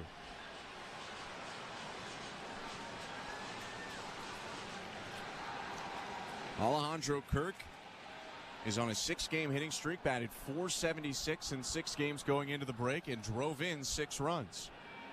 The 1-2. Called strike 3. Fastball on the outside edge at 95. Kirk doesn't like it. He's looking up to the sky, but he turns and walks back to the third base dugout. They're now 2 down. Big strikeout for Flaherty, who's had a few of those today. And now it'll be up to Ernie Clement to see if he can convert this opportunity for the Blue Jays. Like you mentioned with Kirk, maybe a couple weeks ago you wouldn't have said Ernie Clement a big home run hitter, but he came up with some big swings on the last road trip. First pitch to Clement, called strike 1. When Ernie Clement's up, you can count on swings of some kind. Actually, taking a first pitch strike there is pretty rare from Clement, who settles back into the box with runners on first and second and 2 down. 0-1. Swing and a foul off to the right, 0-2. Just to tie a bow on that Joey Votto mentioned, by the way, on the Bergmanis Pereira Personal Injury Lawyers Injury Report, the reporting has said that it was a right ankle tweak that he suffered in pregame activities. 0-2. Down and away. That's such a tough development for Votto and for the Blue Jays. He had worked hard to get to that point. Now he's described his day-to-day. We'll see if he's back in there later this weekend, but that ankle clearly bothersome for Joey Votto. 1-2 again. Swing and a miss, strike 3. Blue Jays come up with 2 hits, but then Flaherty strikes out back-to-back batters and leaves both runners on to take us to the 6th with the Tigers up 3-0. You're listening to Blue Jays Baseball, brought to you by your local family-owned Crown Rust Control Center, streaming at sportsnet.ca and the Sportsnet Radio Network. Timber Mart is Canada's building center, a solid neighbor to call upon when you've got a job to do. Your dependable home improvement store that offers the added value of Air Miles reward miles with every purchase of $15 or more. Visit timbermart.ca. At Crown Rust Control Center, protection runs deep because every Crown Rust Control Center is owned by a local family who cares beyond business. Your Crown Rust Control Center is 100% committed to their product, to you, to their community, which is your community. Protecting you and what matters to you is equally important as protecting your vehicle. Did you know your vehicle rusts faster in warm weather? Protect your vehicle today. For a special summer offer, find your local family-owned Crown Rust Control Center at crown.com. Timber Mart always has plans to help you with your plans. Your home, your cottage, your garage, whatever needs your attention first, check the most visited spot on our website for ready-to-order plans to get the job done with Canada's Building Center. Visit timbermart.ca. I am by your side. Got a heart so big, on this you can rely. No mountains too tall for the strong boots to climb. I am by your side. That was Desjardins Insurance, playing insurance with a heart so big it shows. Tune in for your auto and home coverage at desjardins.com/heart.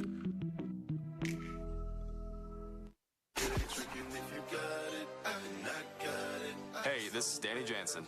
You're listening to Toronto Blue Jays Baseball on the Sportsnet Radio Network. Welcome back to Rogers Center on a beautiful evening in downtown Toronto. Packed house here, and the Blue Jays are trying to come back, trailing 3-0 right now to the Detroit Tigers. 6th inning is about to start. It's brought to you by Desjardins Financial Group. Desjardins, a big fan of small biz. That's why they awarded another $3 million to small business owners across the country. See how Desjardins cheered on small biz this year at goodsparkgrants.ca. Riley Green, the cleanup hitter for Detroit, steps in to start this inning. Chris Bassett's pitch. Called strike 1. Welcome to the Timber Mart broadcast booth. I'm Ben Schulman alongside Ben Nicholson-Smith. Green is 1 for 2 today with an RBI single and a run scored. The 0-1. High, 1 ball, 1 strike. Bassett's pitch count pretty reasonable right here, 77 pitches as he works in the top of the 6th inning. So he's got a chance to give the Blue Jays a little more length. Of course, today is the day where you have tons of relievers available. Everyone's rested. 1-1. Swing and a bouncing ball left side, backhanded by Bichette. Strong throw over to first, just beats Green. 1 out. Bit of a tough play for Bo Bichette. He was shaded right up the middle and had to move back toward the natural shortstop position and then again shift his weight and throw back to first. Yeah, that was not an easy play, and Bo really had to lean into his arm and make sure that throw was strong all the way to Vlad Guerrero Jr., and he did just that. That'll bring up Mark Canha with the bases empty and 1 out. Canha with a 2-run homer last time he batted. Swings and misses at the first pitch, 0-1. We'll see if Bassett keeps these pitches away from Mark Canha. The home run came on a changeup right on the inner corner of the plate. 0-1. Another pitch away. It's called a strike. Probably was a little bit off the plate, but it's 0-2. Now Bassett finally has the advantage count here against Canha, who walked and then homered. 0-2. Check swing, called. Strike 3. Went back to the inner half of the plate with a sweeper, and he freezes Canha for the 2nd out of the 6th.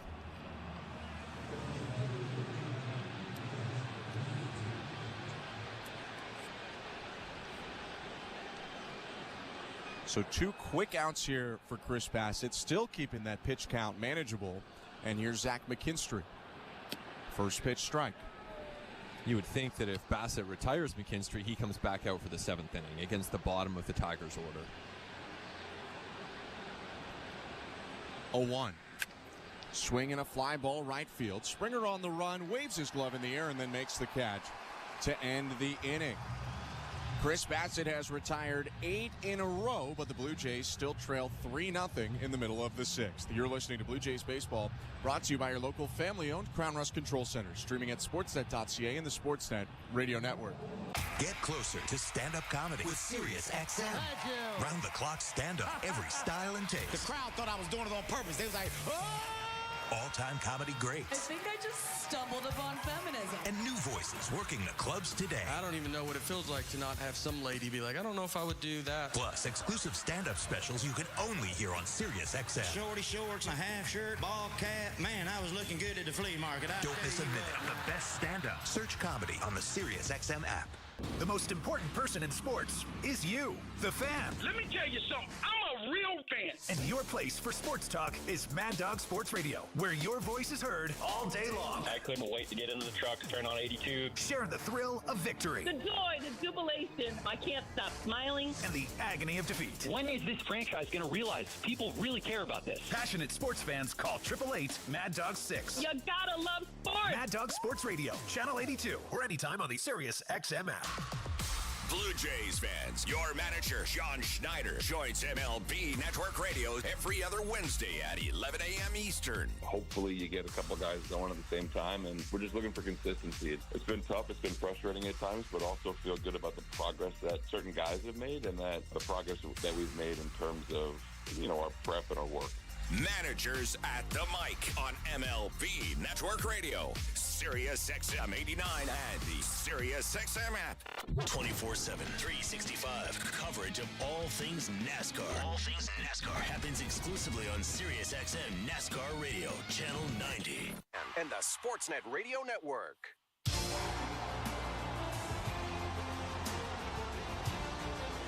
A loud crowd at Rogers Center as we start the bottom of the 6th inning in downtown Toronto. 3-0, the Tigers lead the Blue Jays. Kevin Kiermaier, George Springer, and Spencer Horwitz to bat this frame for Toronto against righty starter Jack Flaherty.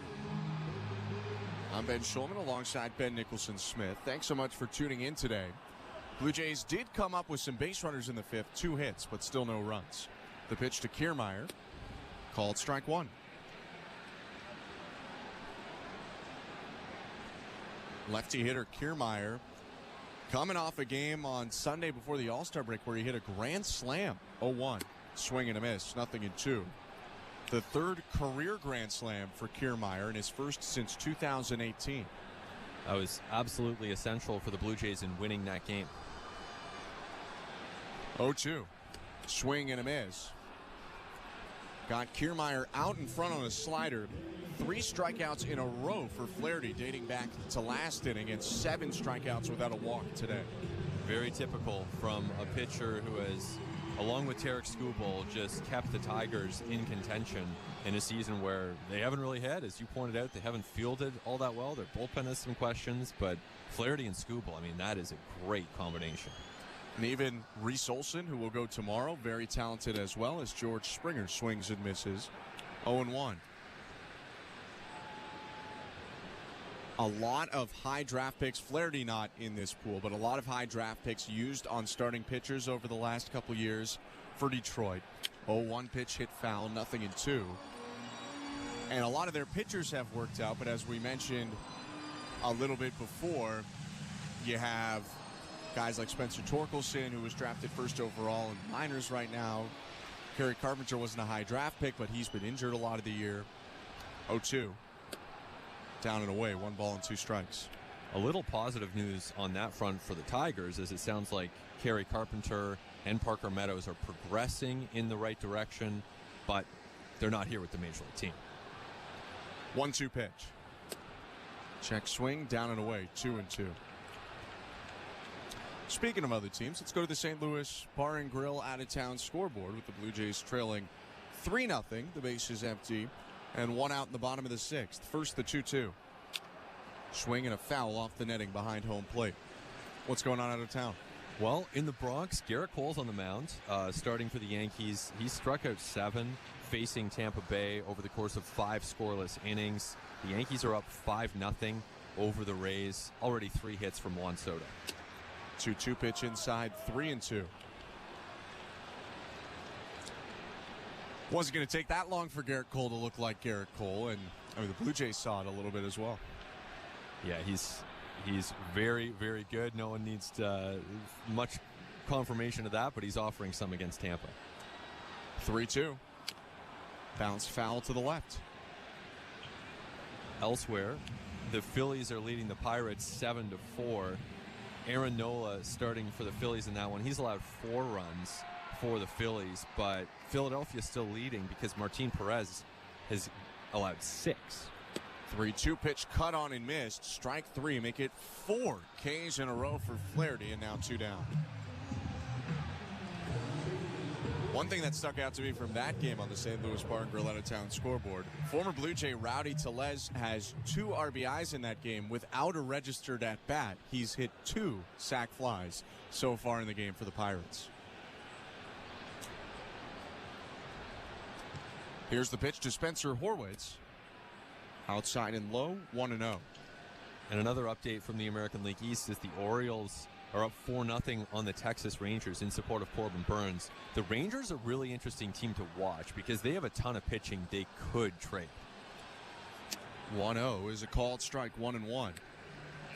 And it's a team where every time you check the standings, because of what they did last year, I still feel myself getting surprised that they're not that far off from where the Blue Jays are right now. 1-1 pitch is low, 2-1. Just hasn't come together for them, but they have a lot of pitching coming back, whether it's Malley, whether it's DeGrom. Scherzer, of course, just getting his feet wet there. They actually have some pretty good pitching, but they're going to have to make a push in the next 10 days or so if they're not going to sell. 2-1 to Horwitz. Down and in ball 3.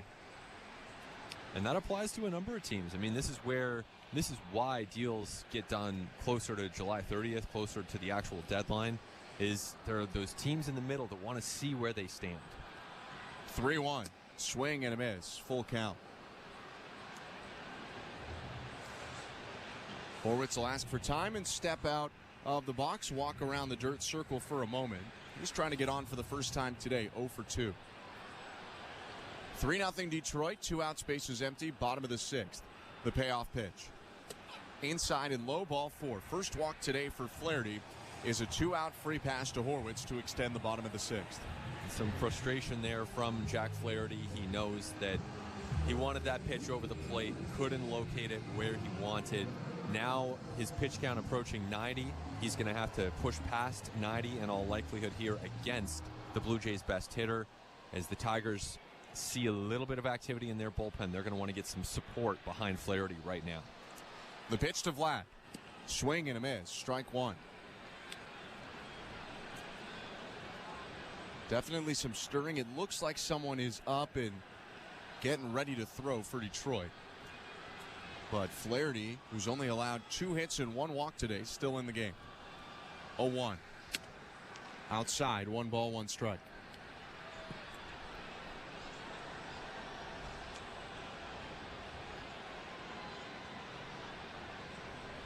Will Vest is throwing right now for the Tigers, a right-hander. Throw over to first. Horwitz dives back in. Spencer Horwitz does not have a stolen base attempt yet in his major league career.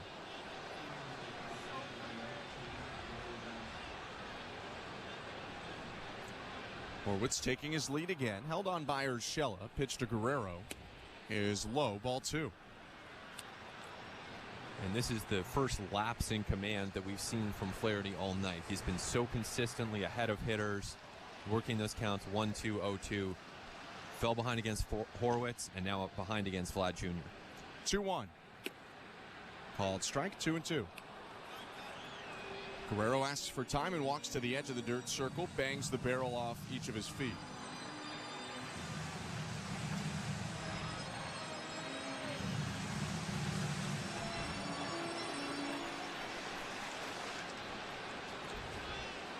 The set from Flaherty in the pitch. Swing and a foul ball over the netting and off to the right into the seats.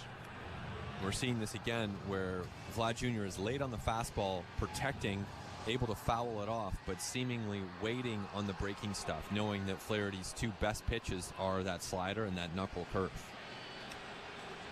Flaherty's 2-2.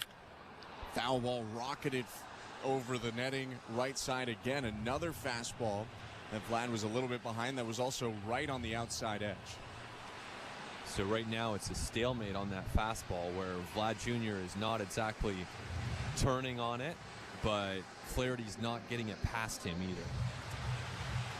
It's going to prompt Carson Kelly to go out to the mound and talk to Jack Flaherty, who in his other start against Toronto on May 23rd this year had only allowed 1 run when he was pitching in the 7th inning, but the last batter that he faced, Dalton Varsho, hit a 2-run homer, and then A.J. Hinch took him out, and perhaps Hinch remembering that as he has Vest up in the pen here, even though Flaherty's dealing. And I think, too, at this point, you have a fully rested bullpen, and with Flaherty being a potential trade candidate, you don't want to overextend him, especially having come off of back issues. Righty's on 95 pitches, peaks at first, twists and deals. And another foul ball by Guerrero. This has been quite the battle. Vlad has seen 7 pitches so far from Jack Flaherty. And it might be getting to the point that this is the last batter of the game either way for Flaherty. He's approaching that point right here. Whether he gets Turner as well, maybe, but Vladdy might be the last one he faces. 3-0 Tigers, the pitch. Inside, full count. That'll give Horwitz the head start from first base with 2 outs. If Guerrero reaches, Turner would represent the tying run at the plate. Horwitz with a small lead. 3-2, he takes off, and Guerrero launches it to left, way back. That ball's gone.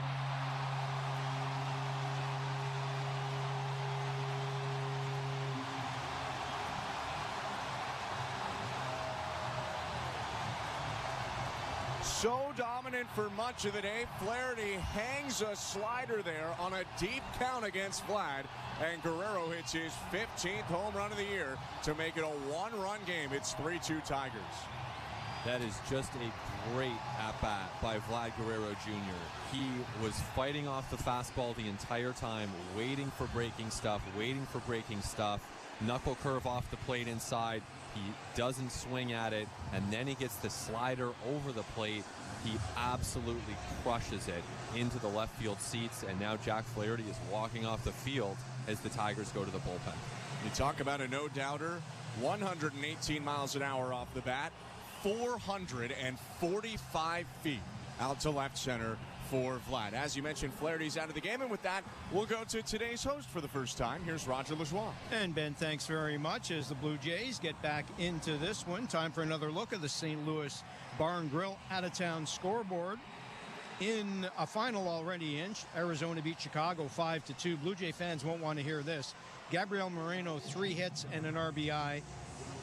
Randall Grichuk, 2 hits and an RBI. Lourdes Gurriel Jr., 2 hits and a run scored. Enough said there, 5-2. The Diamondbacks are just a half game back of a wild card spot with that win, and now 3 games over 500 as they look to get into the wild card like they did last year on their way to the World Series, of course. Game still in progress in the 6th inning in Pittsburgh. Philadelphia leading Pittsburgh 7-4. Washington up on Cincinnati 7-1. They're in the top of the 7th inning. Yankees leading Tampa Bay 5-0 in the 6th inning. Garrett Cole's been excellent for. Hey you. Yeah, I'm talking to you, the one that's watching the Toronto Blue Jays game with us. Come on, hit that subscribe button. If you're a Blue Jays fan, if you're a sports fan, hit that subscribe button. Let's help grow this amazing community. It's insane. We just over 7-8 months ago, we were sitting at 6,000 subscribers, made it all the way up to 31,000 because of you. So if you haven't hit that subscribe button yet, please hit that subscribe button, turn on that bell so that you don't miss any of our awesome Toronto sports action. Appreciate it. Thank you all for hitting that subscribe button and becoming an insider and part of this community. We'll see you guys in the chat. Let's go Blue Jays.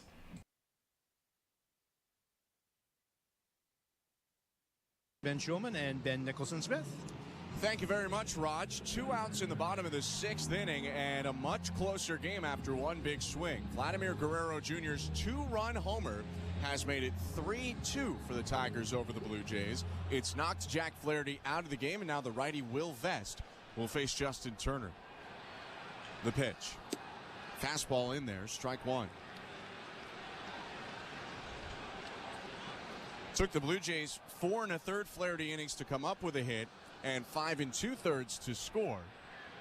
0-1. Swinging a foul off to the right, 0-2. But it's the second start for Flaherty in a row where the last batter ends up doing some damage to the righty. Yeah, not the way he would have wanted to end it. Still a very strong start for Flaherty. Nice job against this Blue Jays team, but Vlad Jr., great at bat.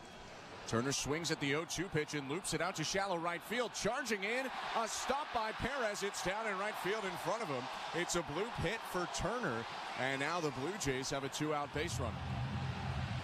Perez looked a little uncomfortable trying to get a read on that one, and then, of course, this is the first game for the Tigers playing on this turf this season. He also didn't read that bounce very well. No real harm there because Justin Turner at age 39 isn't exactly going to push the boundaries on the base paths, but not the most comfortable looking defensive play either. Perez, a guy who's played exclusively outfield in the majors, was actually much more of a middle infielder in the minor leagues before this season. Here's Bo Bichette, the pitch. Vest hits the zone with a fastball at 97, 0-1. For Will Vest, it's his 43rd appearance of the year, a low 3s earned run average. Possesses a mid to high 90s fastball, a big slider. There he uses the fastball again to get ahead 0-2 as that hits the outside edge. Also has a little bit slower sinker and a changeup. Turner leading off first. Bichette's 1 for 2. With 2 outs, the 0-2. High, 1 ball and 2 strikes.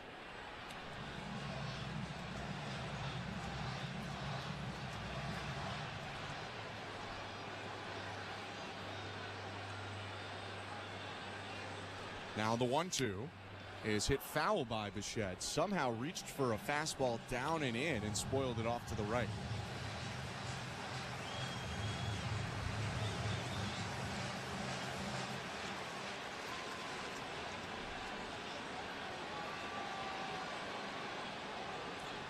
One-two pitch. Again fouled off by Bo.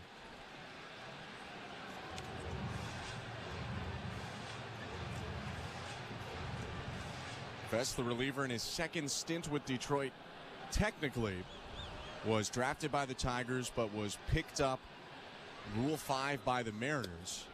His 1-2 pitch down and away, 2-2. So actually technically not his second stint, but he really is because he was in the Tigers organization. The Mariners picked him up, but they didn't keep him on the Major League roster for the whole year, so they ended up DFAing him and sending him back. Like a Jordan Romano situation. Yes. 2-2.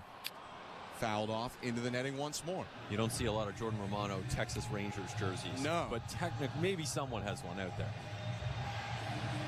I got to go look at that spring training footage at some point. Because he never pitched Romano in any major league games with Texas. Vest did have a couple with the Mariners. Misses downstairs with his 2-2, and Bichette has battled from 0-2 to 3-2. That'll give Turner a head start from first. And it's got to be encouraging for the Blue Jays to see Bichette really battling here in consecutive at-bats in his first game back. Turner takes off, 3-2 pitch, fouled off. Bo had a 3-2 single last inning, and in this at-bat, he's seen 9 pitches. And it stands to reason that he would need a little bit of time to get his timing back, but if nothing else, he's not getting overpowered, he's not getting completely fooled here by the Tigers pitchers. Turner not held on at first. 3-2 and 2 outs. The pitch is lined to right field. Perez starts in, reaches back and makes the play. He did not make the right first move, but Wenzel Perez recovers in right field to take a hit away from Bichette and end the inning. Toronto comes up with 2 runs on 2 hits. It's Vladimir Guerrero Jr.'s 15th homer of the year that has it close once again. 3-2 the Tigers lead as we go to the 7th. You're listening to Blue Jays Baseball, brought to you by your local family-owned Crown Rust Control Center, streaming at sportsnet.ca and the Sportsnet Radio Network. At Crown Rust Control, protection runs deep. Because every Crown Rust Control Center is owned by a local family who cares beyond business. Your Crown Rust Control is 100% committed to their product, to you, to their community, which is your community.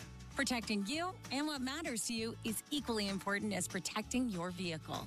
Did you know your vehicle rusts faster in warm weather? Protect your vehicle today. For a special summer offer, find your local family-owned Crown Rust Control Center at crown.com. We're two men and a truck. So, you're moving to a new home, and all that's left to do is to call a mover you know you can trust. Well, naturally, you think two men and a truck, since you know they have lots of men and lots of trucks. They'll wrap, pack, and move everything you own. With a 96% referral rating and the professionalism you can trust, the choice is simple. For a free in-home estimate, call today. We're two men and a truck. Two men and a truck, the movers who care. Carnival is at the core of Toronto culture. Stand out in the crowd with your Blue Jays neon hat giveaway.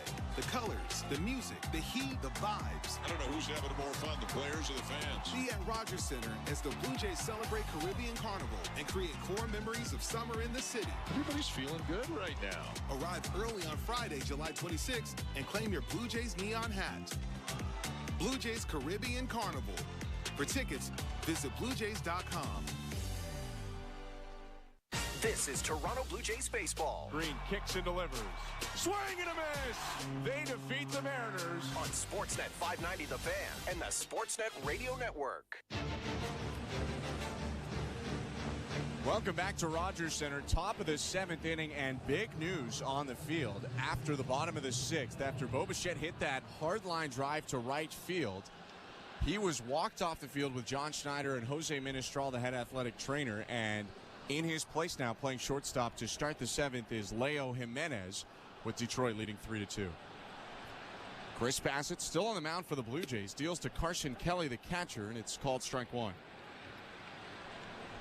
That's really rough for the Blue Jays. It really is, and we'll await further news there on exactly what happened, but clearly it was enough to take Bo Bichette out of this game. 0-1. Fouled off, 0-2. And he had already missed some time against the Arizona Diamondbacks in the series leading up to the All-Star break. Anticipated that he would be ready to go, but he pulled up, and it looked like he was dealing with a leg issue, certainly, as he was running up that baseline. Admittedly, my eye was on the ball going to right field, but as we got a second look there, he's hopping way down the first baseline as he was trying to run to first.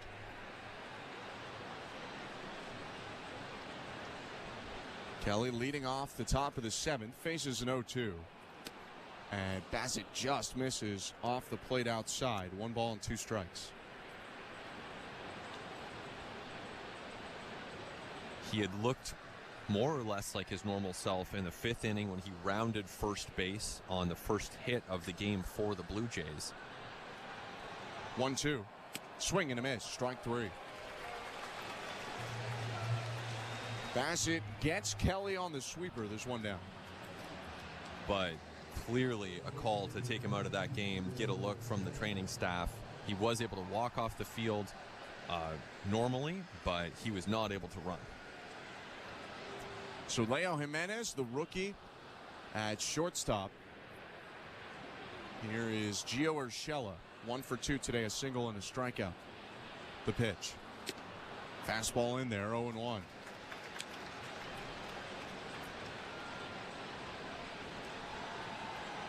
A damper note after what was an exciting bottom of the 6th for the Blue Jays. It's a 3-2 game because of Vlad's 2-run homer. 0-1 pitch, check swing. He went around, says home plate umpire Todd Titchener, and it's 0-2.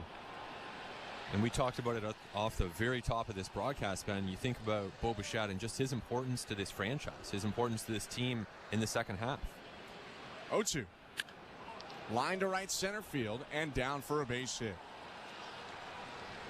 Urshela stops at first. He's a 1-out base runner for Detroit. It's really hard to overstate just how much Bo Bichette means.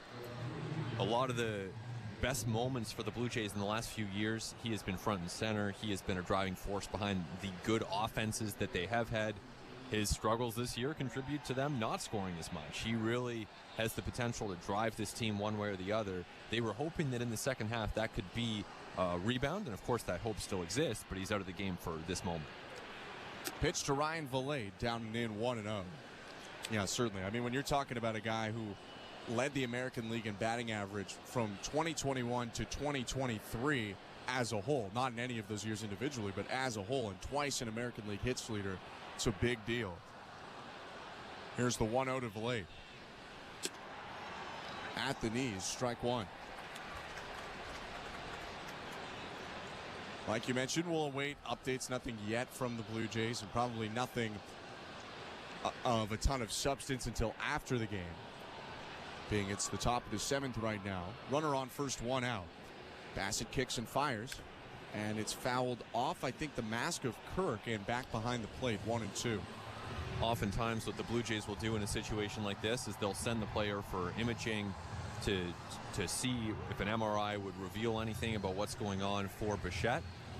But at this point, Leo Jimenez, time to shine at shortstop.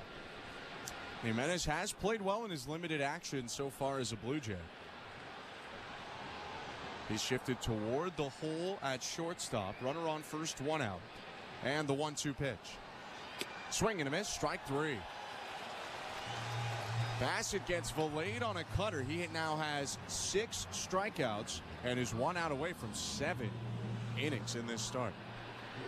And at this point, the Blue Jays bullpen is still pretty quiet. So there seems to be confidence for Bassett to go at least a couple more batters right here with the Blue Jays trailing by 1. 94 pitches for Bassett as he kicks and fires to Wensil Perez. Swing and a fly ball. Hit high, not super deep to right. Springer looks like he can't find it, and now he turns, and that ball's gone. Wensil Perez dunks it into the bullpen. It didn't look like it was hit deep enough because of the positioning of Springer, but then Springer put his arms out to his sides. It kept on carrying, and for Perez, it's a 2-run homer to reestablish a 3-run Detroit lead. 5-2 Tigers. Well, this is a bizarre sequence of events because Springer looked completely confused as Wensil Perez hits a 2-seamer from Bassett and gets a lot of it, but it seemed as though that ball might stay in the park. Now the Blue Jays go to their bullpen with John Schneider coming out to the mound, but as we had mentioned a few moments ago, no one was warming up. So they're going to a left-hander. I believe it's Brendan Little, but that's a very quick pitching change with not much time for the pitcher to get warmed up. 2-run shot by Perez ends the start of Bassett after 6 2/3. 5-2 the Tigers lead the Blue Jays. Let's go back to today's host. Here's Roger Lajoie. Ben, thanks very much. Let's take another look at the St. Louis Bar and Grill out-of-town scoreboard. Once again, Arizona beat Chicago 5-2 today as Arizona improves to 51-48 and just a half game back in the National League wild card hunt. The team, they are a half game back. The New York Mets have rallied back against Miami. It's 5-4 still for Miami. That game now in the 6th inning. Jeff McNeil has 2 homers in this one for the Mets. His 6th and 7th. Jake Berger with a solo shot for Miami. And 5-4 the score. Mets and Miami. Philadelphia leading Pittsburgh 7-4. That game in the bottom of the 7th inning now. Washington up on Cincinnati 7-1. Jonathan India with a RBI single in that one. Reyes and Yepez with homers for Washington in that one. Anthony Volpe's 3-run double is the big blow so far tonight as the New York Yankees lead Tampa 5-1, playing in the bottom of the 6th in the Bronx. Garrett Cole with a real strong start, 7 strikeouts in 6 innings for the Yankees in that one. Cleveland still on top of San Diego, 1-0. They're playing in the bottom of the 6th inning. Baltimore leading Texas 4-1. Orioles taking advantage of the home run ball in this one. Rutschman and Kauser with homers, both 2-run shots in the 1st inning in that one. Kansas City now leading Chicago 2-0 in the 3rd. Still in a delay in Atlanta, St. Louis and Atlanta. Colorado and San Francisco are scoreless in the 2nd. Later tonight, the Angels at Oakland, Boston at the Dodgers, and Houston at Seattle. Blue Jays baseball is brought to you by your local family-owned Crown Rust Control Center. Back to Ben Schulman and Ben Nicholson-Smith.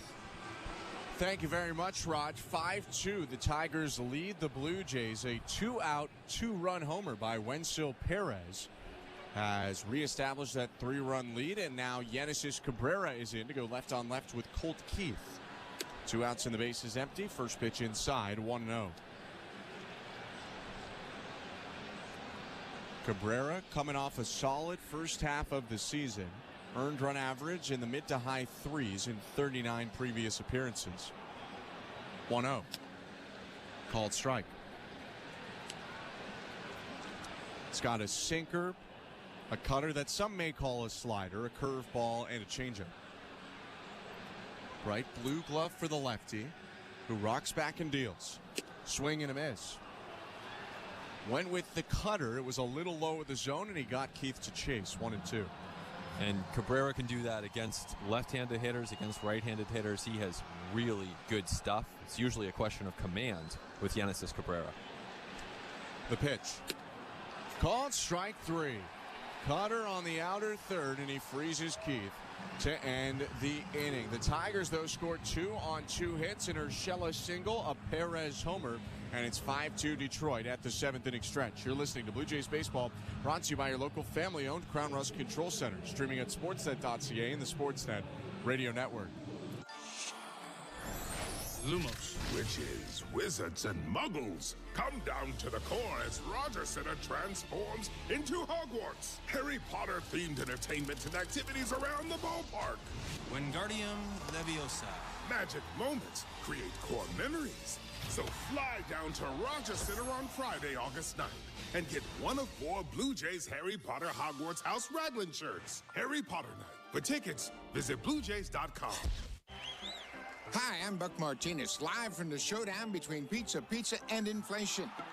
First to the plate, with over 2 million sold, it's Fixed Rate Pizza, a hot and fresh extra-large 4-topping pizza for a fixed price of $17.99 until the end of 2024. Here's the delivery. And inflation strikes out. That's a swing and a drive for Fixed Rate Pizza. Lock in yours today. Order pizza.ca. This is the beginning of a new era. City TV has the smoldering new season of The Bachelorette. This is the moment. Jen Tran is ready for love. And this time, the power is in her hands. I feel more confident than ever. Watch the roses fly and the petals fall. I feel like the main character in my own love story. I've got the power. The Bachelorette, all new Mondays 8/7 Central on City TV or stream it on City TV Plus. This is Toronto Blue Jays baseball. Jose Barrios with a trio of strikeouts to end a scoreless 6. On Sportsnet 590 The Fan and the Sportsnet Radio Network. Welcome to the Timber Mart broadcast booth. I'm Ben Schulman alongside Ben Nicholson-Smith, Roger Lajoie, our host, Nick Blackmore, our producer, Andrew Adams, and Tom Young, our technical directors. Bottom of the 7th, 5-2 the Tigers lead the Blue Jays. And into the game for Detroit, the long-haired lefty reliever, Andrew Chafin. Chafin in with Dalton Varsho leading off for Toronto this inning. Alejandro Kirk and Ernie Clement are scheduled to hit as well. Second stint with the Tigers for Chafin, who's been an effective lefty reliever for a long time, now in his 11th Major League season, 34 years old. Yeah, he knows how to get things done in these selective spots, these pockets of the batting order with a couple lefties, just like Dalton Varsho and Kevin Kiermaier, if Kiermaier does indeed hit for himself, should he bat fourth. The pitch to Varsho. Swing and a bouncer foul, 0-1.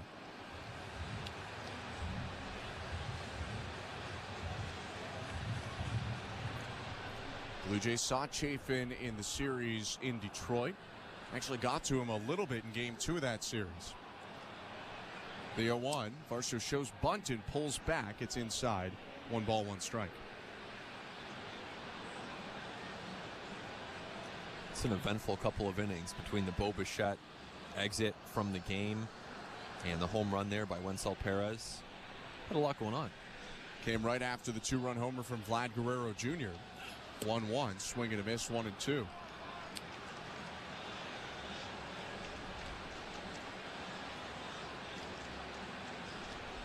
Action in both pens right now. Bo Brisky getting loose for Detroit. Ryan Burr for Toronto. 1-2. Bounced down and away. That was the slider from Andrew Chafin, which he throws almost half of the time. He's going to use a lot of sinkers as well, and we'll mix in a four-seamer from time to time. 2-2. Fastball froze him. Strike 3. 94 on the outside edge. 1 down. Nice pitch there by Chafin. You can hear the exertion as he releases that pitch. 94 miles an hour. And Varsho must have been looking for something else because he just watched that one go by. Well, for Chafin, it's not overwhelming velocity. That one at 94, and that's about as hard as you'll see. But what he's got is good stuff, good movement, and a really good idea of what he's doing. First pitch to Alejandro Kirk, hit foul, 0-1. It's kind of your classic situational lefty, and probably someone who might have even fit better in the game before you hit the 3-batter minimum, where, hey, you have a couple lefties, great, bring them in, get him out of there. But obviously with the current rules, he has to face at least 3 hitters, including a couple right-handers in this case. It's pitched to Alejandro Kirk again, this one high, 1 ball, 1 strike. You can see pretty staunch splits for Chafin, so he probably would have fared better in the old days with the lefty specialist because righties hit 311 off the southpaw. 1-1 pitch. Swing and a chopper left side, past the reach of the third baseman Vierling, but it's picked up by McKinstry. Throw on to first, dug out by Urshela, and there are 2 down. And that's just a product of Alejandro Kirk being one of the slower runners around. That gave the Tigers extra time there as McKinstry fielded that ball after it went under the glove of Vierling, and the Tigers still able to get Kirk at first base. We'll say pretty impressive play from Gio Urshela at first today, though, given it's not necessarily a position he's played a ton. First pitch to Ernie Clement, swing and a miss, strike 1. He just had the dig there. He saved Vierling probably from an error on another throw that was yanked down and away. And for Urshela, this is just his 13th start of the year at first base. 0-1. Swing and a fly ball, shallow right. Perez breaking in and toward the foul line, reaches up and makes the catch to end the inning. A comfortable 1-2-3 for Chafin in the bottom of the 7th. It's 5-2 Tigers as we go to the 8th. You're listening to Blue Jays Baseball, brought to you by your local family-owned Crown Rust Control Center, streaming at sportsnet.ca and the Sportsnet Radio Network. The biggest names in NASCAR talk are now with SiriusXM. Hey, this is Denny Hamlin, host of Actions Detrimental, driver of the number 11 Toyota for Joe Gibbs Racing, and co-owner of 2311 Racing. Join me and my co-host Jared Allen every Monday for a recap of each NASCAR race from the driver's seat. We'll break down how my race went and hopefully ending in victory lane. Hear Actions Detrimental plus every incredible podcast from Dirty Mo Media right now on the SiriusXM app. Are you regretting eating that gas station hot dog? Yeah, we know. We've been there too. This is a message for baseball fans like you. Did you know that you get a channel that's talking baseball 24/7 as part of your SiriusXM subscription? What? Our lineup includes shows hosted by former big leaguers and executives. Plus, you'll hear from 17 managers each week. MLB Network Radio is on SiriusXM Channel 89, or just search MLB Network Radio on the SXM app. SiriusXM Sports. We're more than just a game.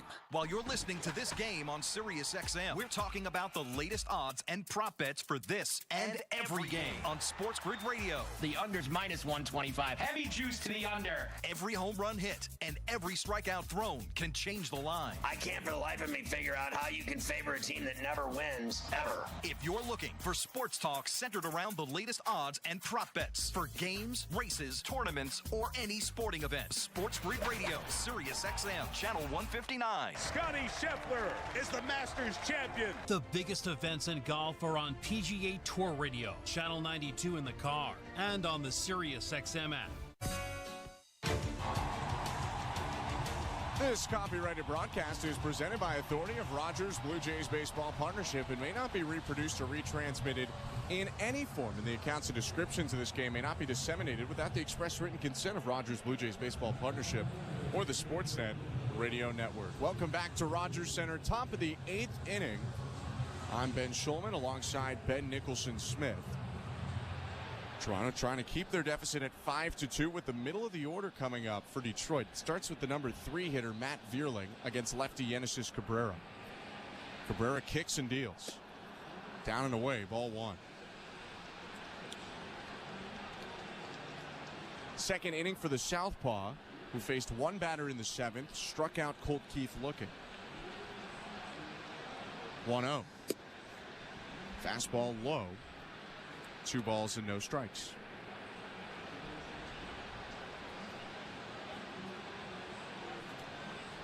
Cabrera rocking a little bit on the mound back and forth. Comes still and the pitch.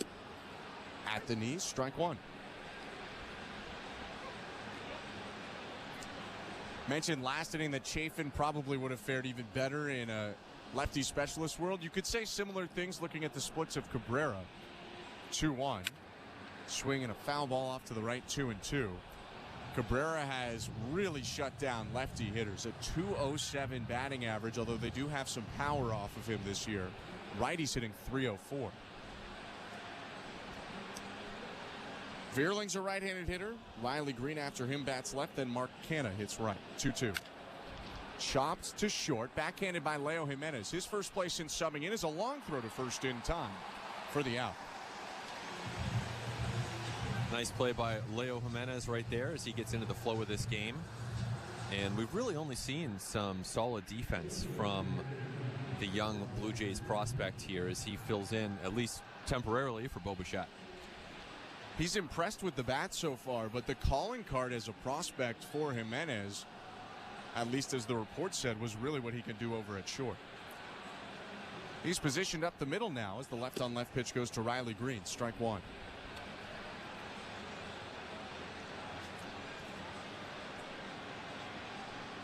And you hear MLB ready shortstop a lot when people talk about Leo Jimenez, who's only 23 years old. 0-1. Low, 1 ball, 1 strike.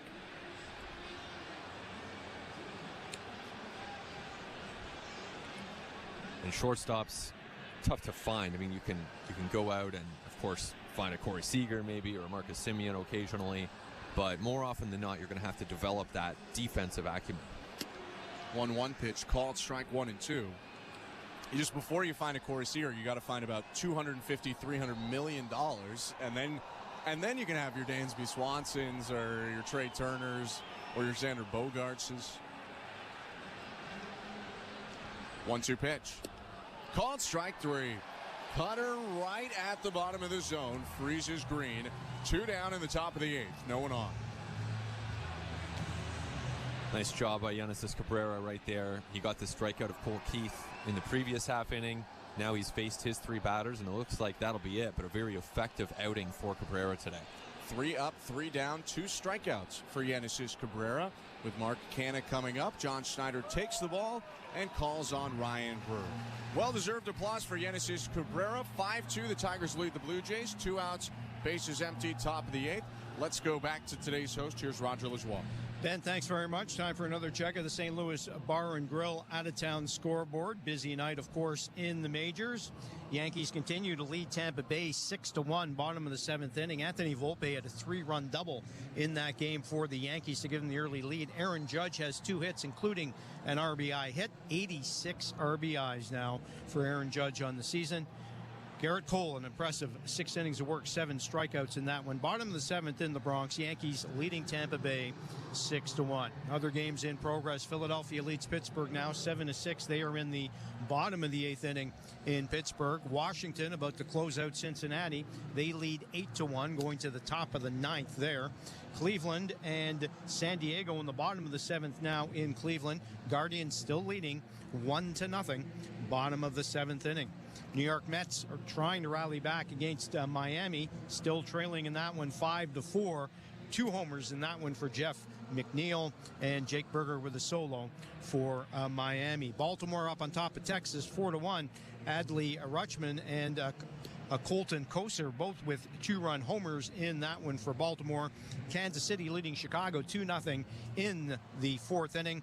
San Francisco up on Colorado 2-0 there in the 2nd inning. Estrada with a 2-run triple in that game. And earlier today, Arizona beating Chicago 5-2 to climb closer back in that wild card race. Blue Jays baseball is brought to you by your local family-owned Crown Rust Control Center. Back to Ben Schulman and Ben Nicholson-Smith. Thank you, Raj. Ryan Burr into the game, making his 7th appearance of the season. The right-hander on to try and finish the 8th inning. 2 outs and Mark Canha at the plate.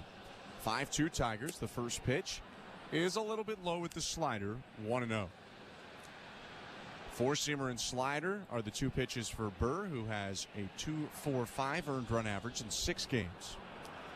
1-0. Called strike. And really impressive was Burr coming back up to the Blue Jays for the West Coast trip. 3 2/3 scoreless over 3 appearances. He was really good. 1-1. Swing and a miss. Blew the fastball by him to get ahead 1-2. And you have to think there's got to be opportunity in this Blue Jays bullpen from here to the rest of the season, because they have so many relievers who have underperformed. They will constantly have a need for relief innings, guys who can get outs in big spots just like this one. 1-2 pitch. Slider just missed the plate away. So that means that for someone like Burr, for someone even like Cabrera, of course, Brendan Little, these guys who haven't necessarily established themselves to the level of a Jimmy Garcia, there is opportunity here. 2-2. Slider misses down and away, full count. Well, and then you factored in, we've mentioned it sporadically about the upcoming trade deadline. Who knows, maybe 1, maybe 2, maybe more spots continue to open up in the bullpen and in leverage spots in the bullpen. Payoff pitch. Swing and a miss, strike 3. Tied him up with 96 above the zone. Burr strikes out Canna to end the top of the 8th. Blue Jays trailing 5-2 middle of the 8th inning. You're listening to Blue Jays Baseball, brought to you by your local family-owned Crown Rust Control Center. Streaming at sportsnet.ca and the Sportsnet Radio Network. We're 2 men in a truck, the movers who care. You never know when cardiac arrest can happen. That's why each and every one of our trucks carries a life-saving Mikey defibrillator as part of our Mikey on Board program. Whether we're on the highway or in front of your house, we're prepared to help anyone whose heart may skip a beat. The Mikey Network has saved many lives, making Mikey's accessible to the public. And now they're on board our trucks. We're 2 men in a truck. 2 men and a truck, the movers who care. Hi, I'm Buck Martinez, live from the showdown between Pizza and inflation. First to the plate, Pizza's big hitter, fixed rate pizza. An extra large 4-topping pizza for a fixed price of $17.99 until the end of 2024. I dare say, folks, inflation stands no chance against this All-Star. Here's the delivery. And inflation strikes out. That's a swing and a drive for fixed rate pizza. Lock in yours today. Order pizza.ca. I am by your side. Got a heart so big, on this you can rely. No mountains too tall for the strong boots to climb. I am by your side. That was Desjardins Insurance, playing insurance with a heart so big it shows. Tune in for your auto and home coverage at desjardins.com/heart. This is Toronto Blue Jays baseball. Out of here! Davis Snyder wins it! On Sportsnet 590 The Fan and the Sportsnet Radio Network.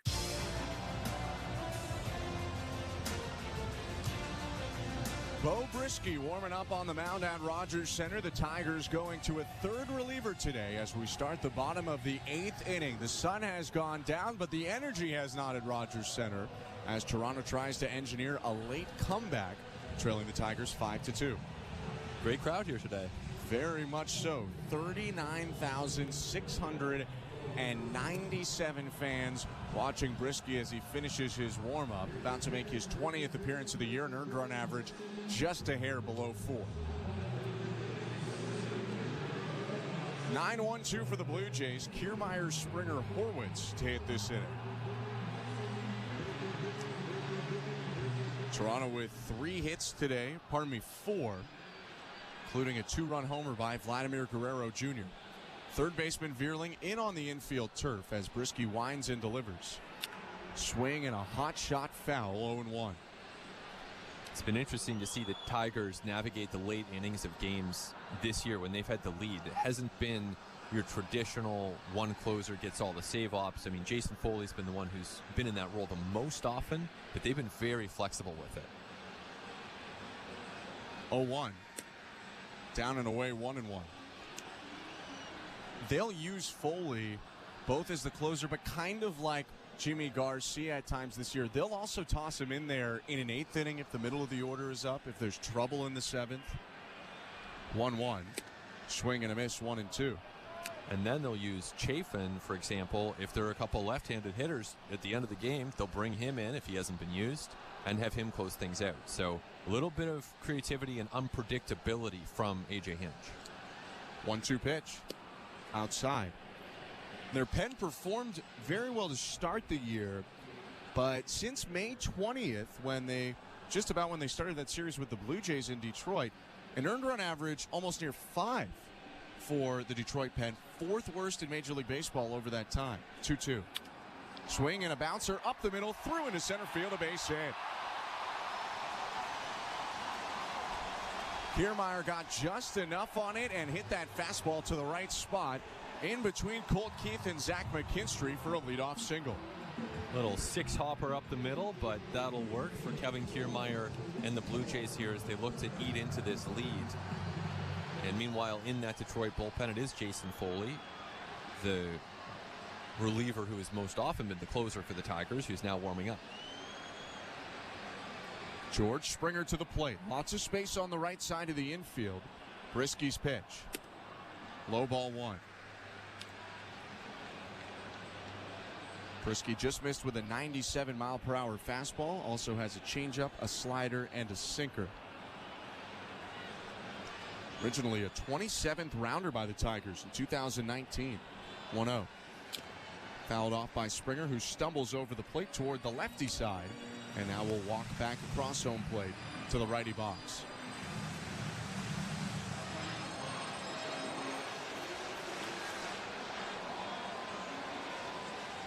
They were loud before the inning. They're very loud now here at Rogers Center with a runner on first. 5-2 Tiger lead, bottom of the 8th. Brisky kicks and pitches. Springer hits it foul in the air behind home plate. It's a fastball at 97, but that was pretty center cut. Good chance for George Springer there, just wasn't able to square it up. Fastballs have been the big key to his recent resurgence. Has hit almost 500 on fastballs in the last 18 games.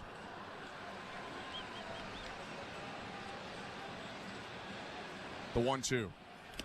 Bounce to the plate, backhanded pick by Kelly to keep Kiermaier at first. Just a total reversal from where Springer was for so much of the season. And, of course, the offensive numbers reflect that, where you look at a player who, leading up to the All-Star break, was really, really good, and clearly had struggled for most of the season up to that point.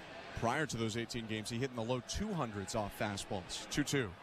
Swing and a fly ball, deep left field. If that ball's fair, it might be gone, and it is!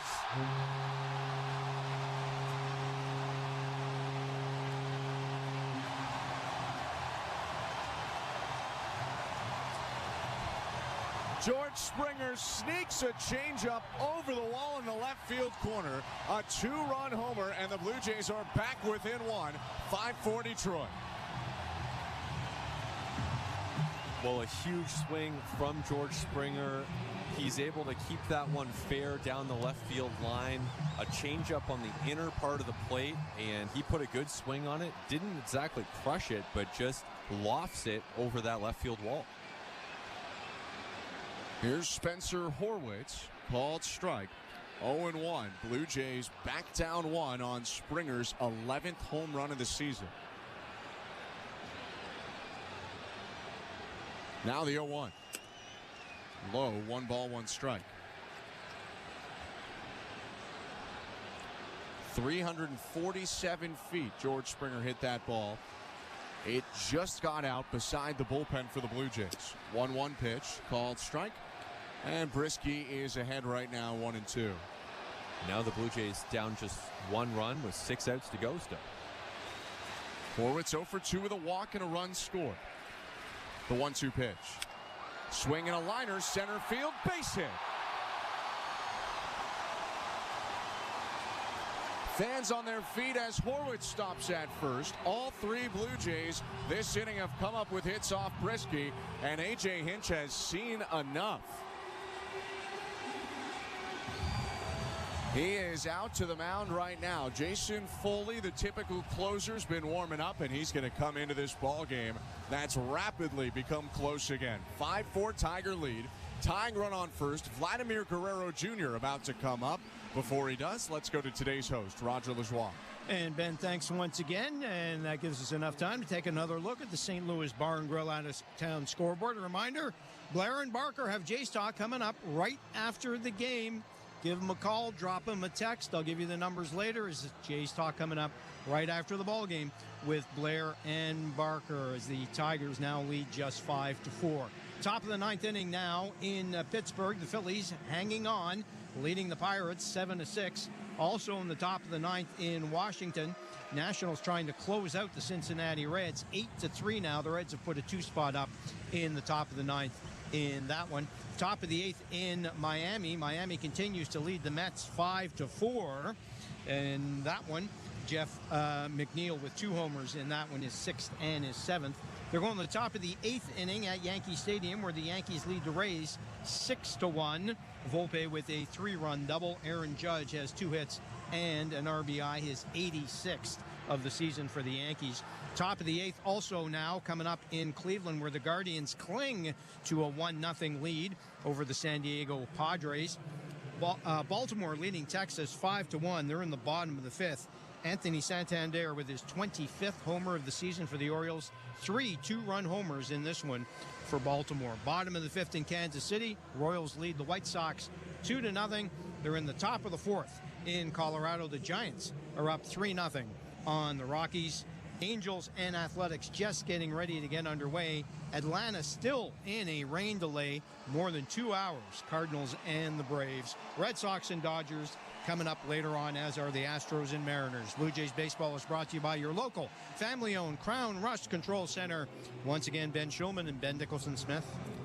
Thank you, Roger. Huge moment in this game. Blue Jays down 5-4. A 2-run home run this inning by George Springer. And now the tying run is on base as well. Spencer Horwitz's single knocks out Bo Brisky. Long-haired righty Jason Foley is into the game. And Vladimir Guerrero Jr. is at the plate. Nobody out. Right on right. Here's the pitch. Low ball 1. Over at first base, pinch running for Horwitz, the speedy Stuart Burroa. That shows the Blue Jays are committed to trying to score this run and tie this game right here. Guerrero 1 for 3 with a 2-run homer. Burroa bouncing around at first, the 1-0. Low, 2 balls and no strikes. Burroa looks like he wants to take off. 30 stolen bases at AAA this year for Burroa. Each of the last 2 years over 40, and in 2021 he almost stole 60 at 58. 2-0. Guerrero with a big swing and a miss. That'll make it 2 balls and 1 strike.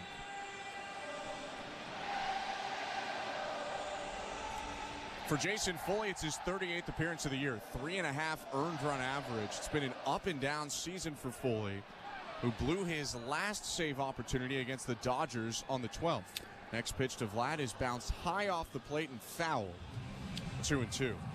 He throws that sinker hard, 96 right there, up to 99 at times, but it's been over the plate and too hittable at times for Foley to really make the most of that pitch.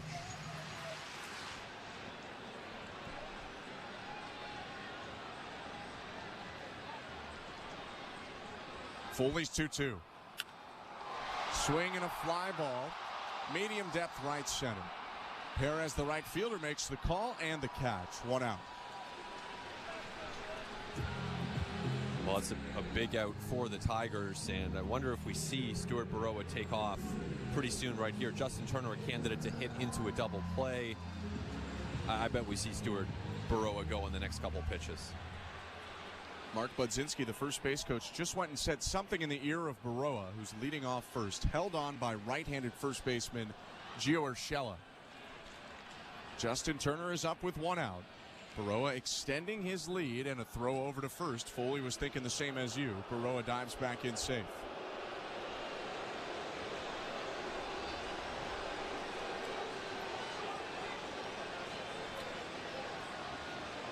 Not only does Burroa steal a lot, but he's efficient. 30 stolen bases this year, caught 8 times at AAA. The pitch, and Burroa takes off. It's called a strike. Throw down to second.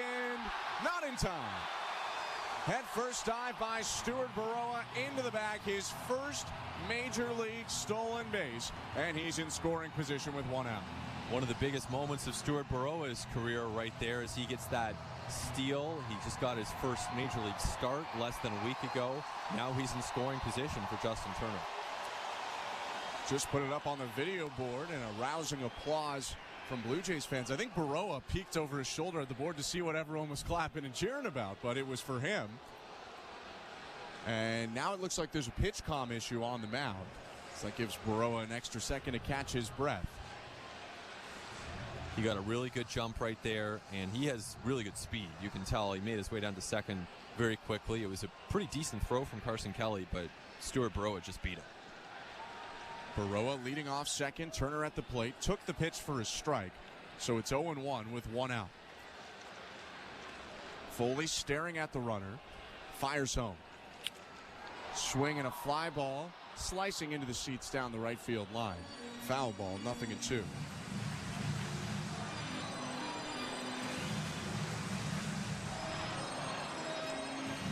Speaking of youngsters like Baroa, Leo Jimenez is on deck. He subbed in defensively for Bo Bichette after Bo's at bat in the 6th inning. Hasn't hit yet today. 0-2. Again fought off foul by Turner.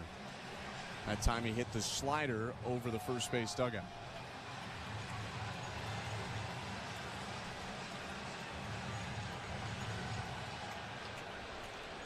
Turner with a hit and 3 tries today. 29 RBIs on the year. 0-2. Swing and a chopper to third. Veerling fields it. Looks back Baroa. Throws on to first and gets Turner. 2 down and still a runner on second in this 5-4 game in favor of the Tigers. And the Tigers thought they had a chance to pick off Baroa right there. They threw behind him to second base, but unable to do anything. And Baroa made the right read on that play as he decided to stay put at second base instead of trying to advance. Chris Fetter is going to come out to the mound, the pitching coach right now for the Tigers, perhaps to give some notes on Leo Jimenez, who will hit for the first time today in just a moment. Jimenez playing now in his 9th major league game, 8 for 22 to start his major league career. And when Bo Bichette went down on July 10th, he entered into that game, had 2 hits that day, and then hits in each of his 4 starts to end the first half.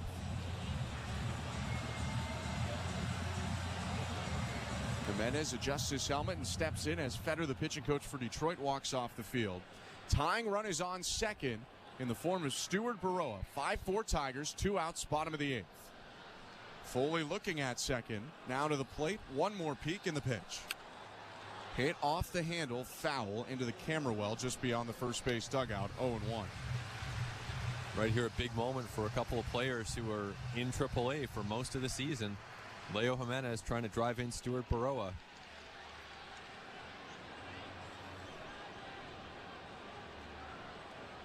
The 0-1. Down and away, 1 ball, 1 strike. Jimenez has 1 career RBI. That came on July 11th in the Blue Jays' 5-3 win over the Giants to win that series. 1-1 pitch. Swing and a bouncer up the middle, charging the shortstop McKinstry gloves. Throws over to first in time to end the inning. The Blue Jays inch closer. 2 runs on 3 hits. George Springer's 2-run homer has it 5-4 Tigers as we go to the 9th. You're listening to Blue Jays Baseball, brought to you by your local family-owned Crown Rust Control Center, streaming at sportsnet.ca and the Sportsnet Radio Network. The 152nd Open Championship is on SiriusXM Channel 92. Up toward the hole, has a chance, and it goes! Rory McIlroy with an overhand fist bump! Exclusive coverage of golf's final major of the year continues tomorrow morning at 4 Eastern. That is Scottish golf. That is the home of golf, and that is true, proper links golf. Listen to the Open Championship from Royal Troon on Open Radio, Channel 92 in the car, and on the all-new SiriusXM app. Before the USA Basketball Men's Olympic team headed to Paris, the team's managing director, Grant Hill, sat down for an exclusive town hall interview on Sirius XM NBA Radio, hosted by Coach K. Coach, you've assembled rosters. It's not easy. It's not easy. It's not easy. I left people off that I love, that I'm a big, I want to tune in and watch. That was hard. Hear our town hall interview with Grant Hill, hosted by Coach K, whenever you want with the all-new Sirius XM app. Just search Team USA.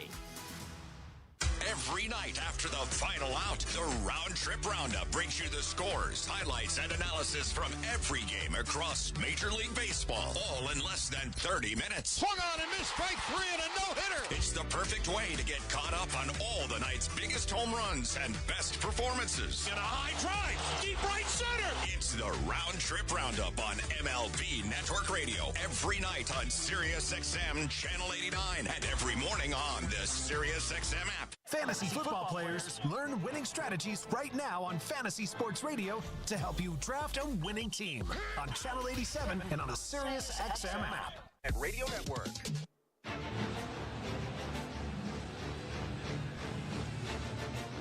Welcome to the ninth inning at Rogers Center. 5-4, the Tigers lead the Blue Jays in the opener of this series. I'm Ben Schulman alongside Ben Nicholson-Smith. Chad Green is into the ball game for the Blue Jays to try and keep this one close. Again, 5-4 is the score. And Green, who's at least been the closer over the last couple weeks, will come out now with the Blue Jays trailing to make his 27th appearance of the season. A big moment for Chad Green. He's going to be in those big moments for the Blue Jays, even with the return of Jimmy Garcia. And he's trying to keep this score, this deficit right now at 1 for the Jays. One defensive change behind Green as he comes in. Davis Schneider goes to second base. Spencer Horwitz had been replaced by pinch runner Stuart Baroa, who they then again replaced with Davis Schneider. So only Danny Jansen left on the bench. Chad Green's first pitch of his outing goes to Zach McKinstry, who fouls it back. 0-1.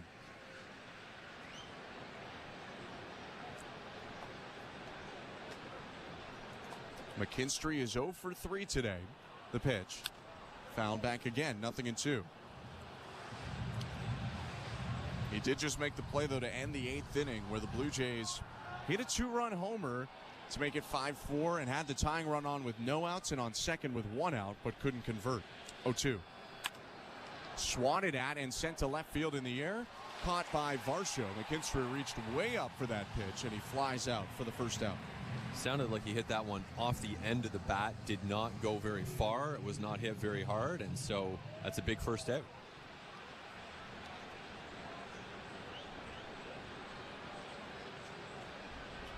With McKinstry down, here comes Carson Kelly.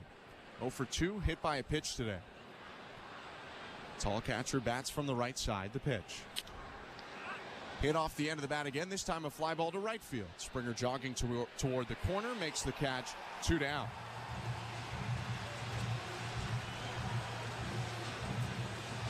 It'll be interesting to see what A.J. Hinch wants to do coming up in the 9th inning.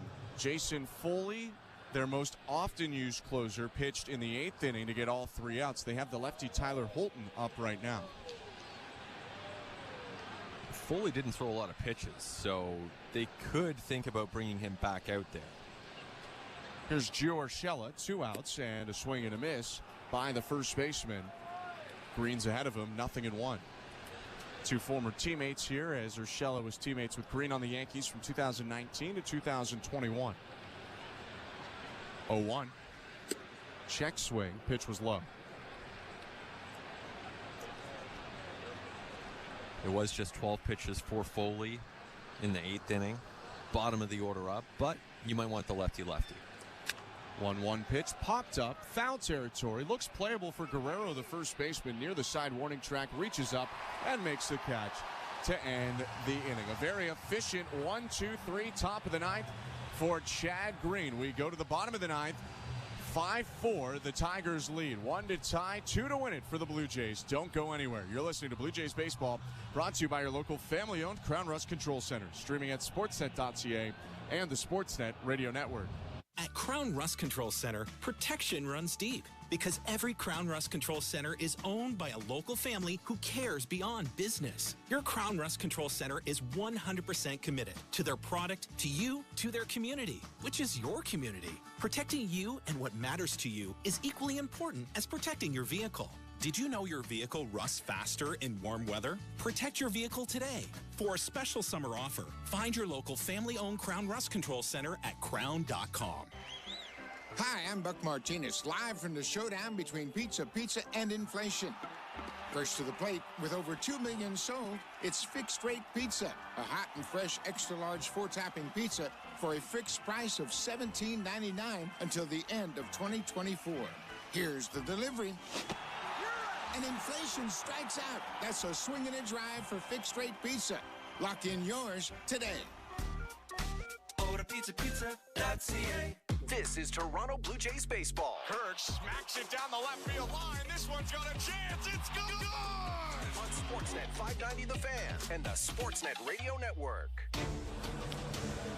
To the bottom of the ninth we go. Tigers lead the Blue Jays 5-4. Jays talk coming up with Blair and Barker. 1-888-666-0590. 416-870-0590. Star 590 on your cell. You can text them 590-590. Will they be talking about a Blue Jays loss to start the second half of the season or a comeback win? We'll find out as we go to the bottom of the ninth.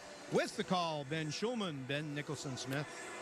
Thank you, Roger. Tyler Holton, the lefty, is called upon here by A.J. Hinch to try and save a close game. 5-4, the Tigers lead the Blue Jays. Holton in because Dalton Varsho, the lefty swinger, leads off the inning before Alejandro Kirk and Ernie Clement are scheduled to hit. And for Holton, it's been an impressive season, and he's had a strong, albeit brief, career, but he's looking for just his 4th Major League save in his career. That's right. He has a couple already this season, so it's not entirely new for him to come in this situation. But full house here. Blue Jays trying to rally in front of the home crowd, and they'll start it off with Dalton Varsho. The last save for Holton, which came on June 30th, was a 1-out save that he was asked to perform. He'll need 3 to save it here. First pitch to Dalton Varsho, called strike 1. Varsho is 1 for 3. He has a single and a pair of strikeouts. Lefty Holton takes a breath. The pitch. Down and away. 3.35 ERA for Holton. 37 appearances. The first save of the series of the season for Holton came against the Blue Jays when they played in Detroit back in May. 1-1. Foul back, 1-2. If that was one of those days like we were talking about last inning, where I believe Foley pitched the 8th inning, kind of like today, with the middle of the order up, and then they went to Holton in the 9th. Blue Jays would face Holton again that series and score 3 off of him in an inning. 1-2. Broken bat bouncer up the middle. Keith gloves it. Snap throw over to first, beats Varsho. 1 down.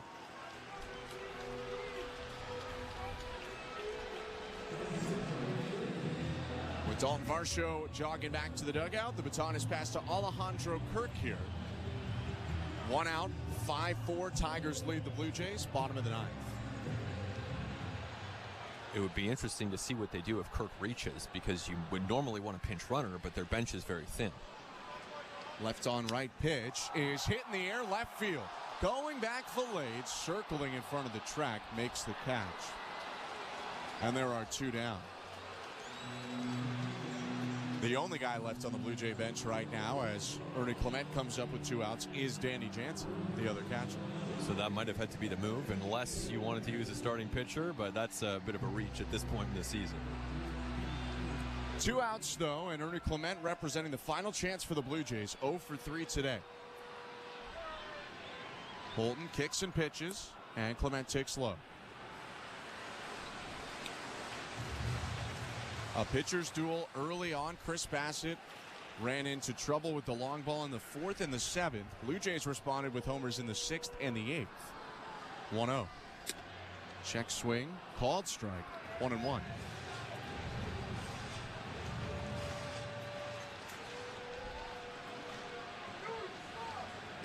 Six home runs this year for Ernie Clement. 1-1 pitch. Went around on a pitch in the dirt, tried to hold back on the change, but couldn't. And it's 1-2.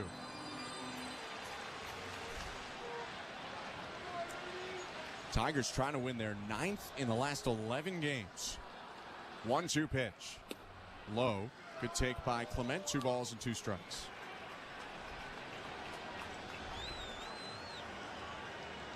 Danny Jansen is on deck, potentially getting ready to hit in the spot of Kevin Kiermaier. 2-2 is bounced back to the mound, fielded by Holt. He'll turn, throw to first, and that's the ball game.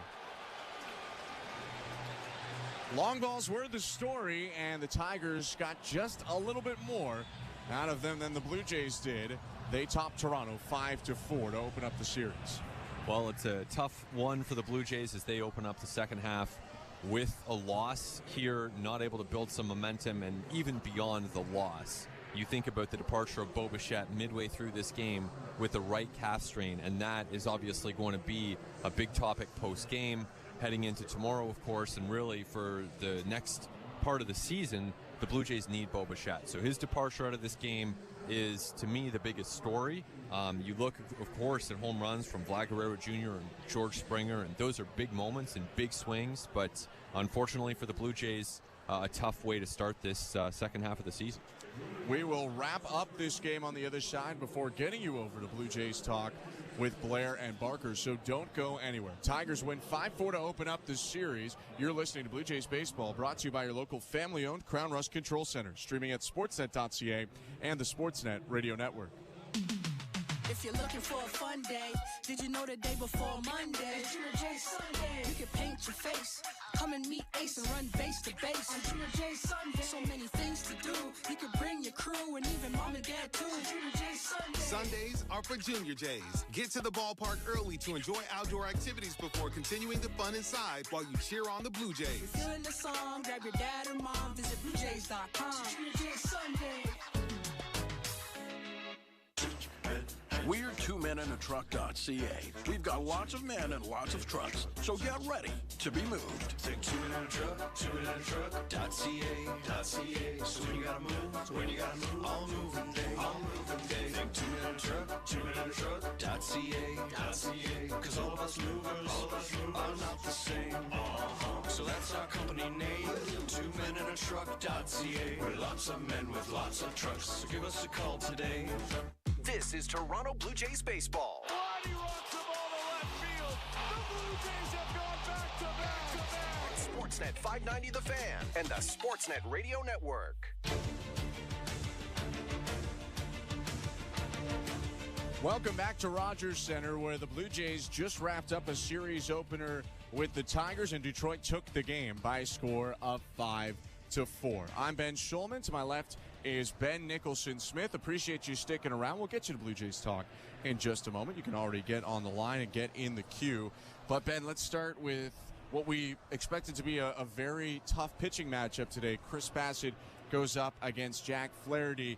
Times where Bassitt looked absolutely dominant today, and times where the Tigers got to him. His line ends 6 2/3, 7 hits, 5 earned runs, 1 walk, 1 hit batter, 6 strikeouts. What did you think of the day overall? I thought there were a lot more positives than negatives for Chris Bassitt today. For him to be able to go out there and pitch into the 7th inning, keep the Tigers hitters off balance, he did a really good job of that, as we're used to seeing from Chris Bassitt. I think that the home run from Mark Canha, it wasn't even off of an awful pitch, change up right on the inside corner. So to me, this is pretty much vintage Chris Bassitt, doing what you would expect him to do against a Tigers lineup that isn't especially good.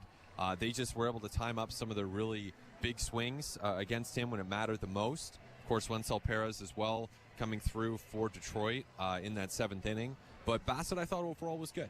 The Perez home run knocked Bassitt out of the game in the 7th. On the other side, Flaherty didn't allow a base runner until there was 1 out in the 5th, and really didn't allow hard contact until Spencer Horwitz had a good plate appearance in the 6th and walked, setting up Vladimir Guerrero Jr.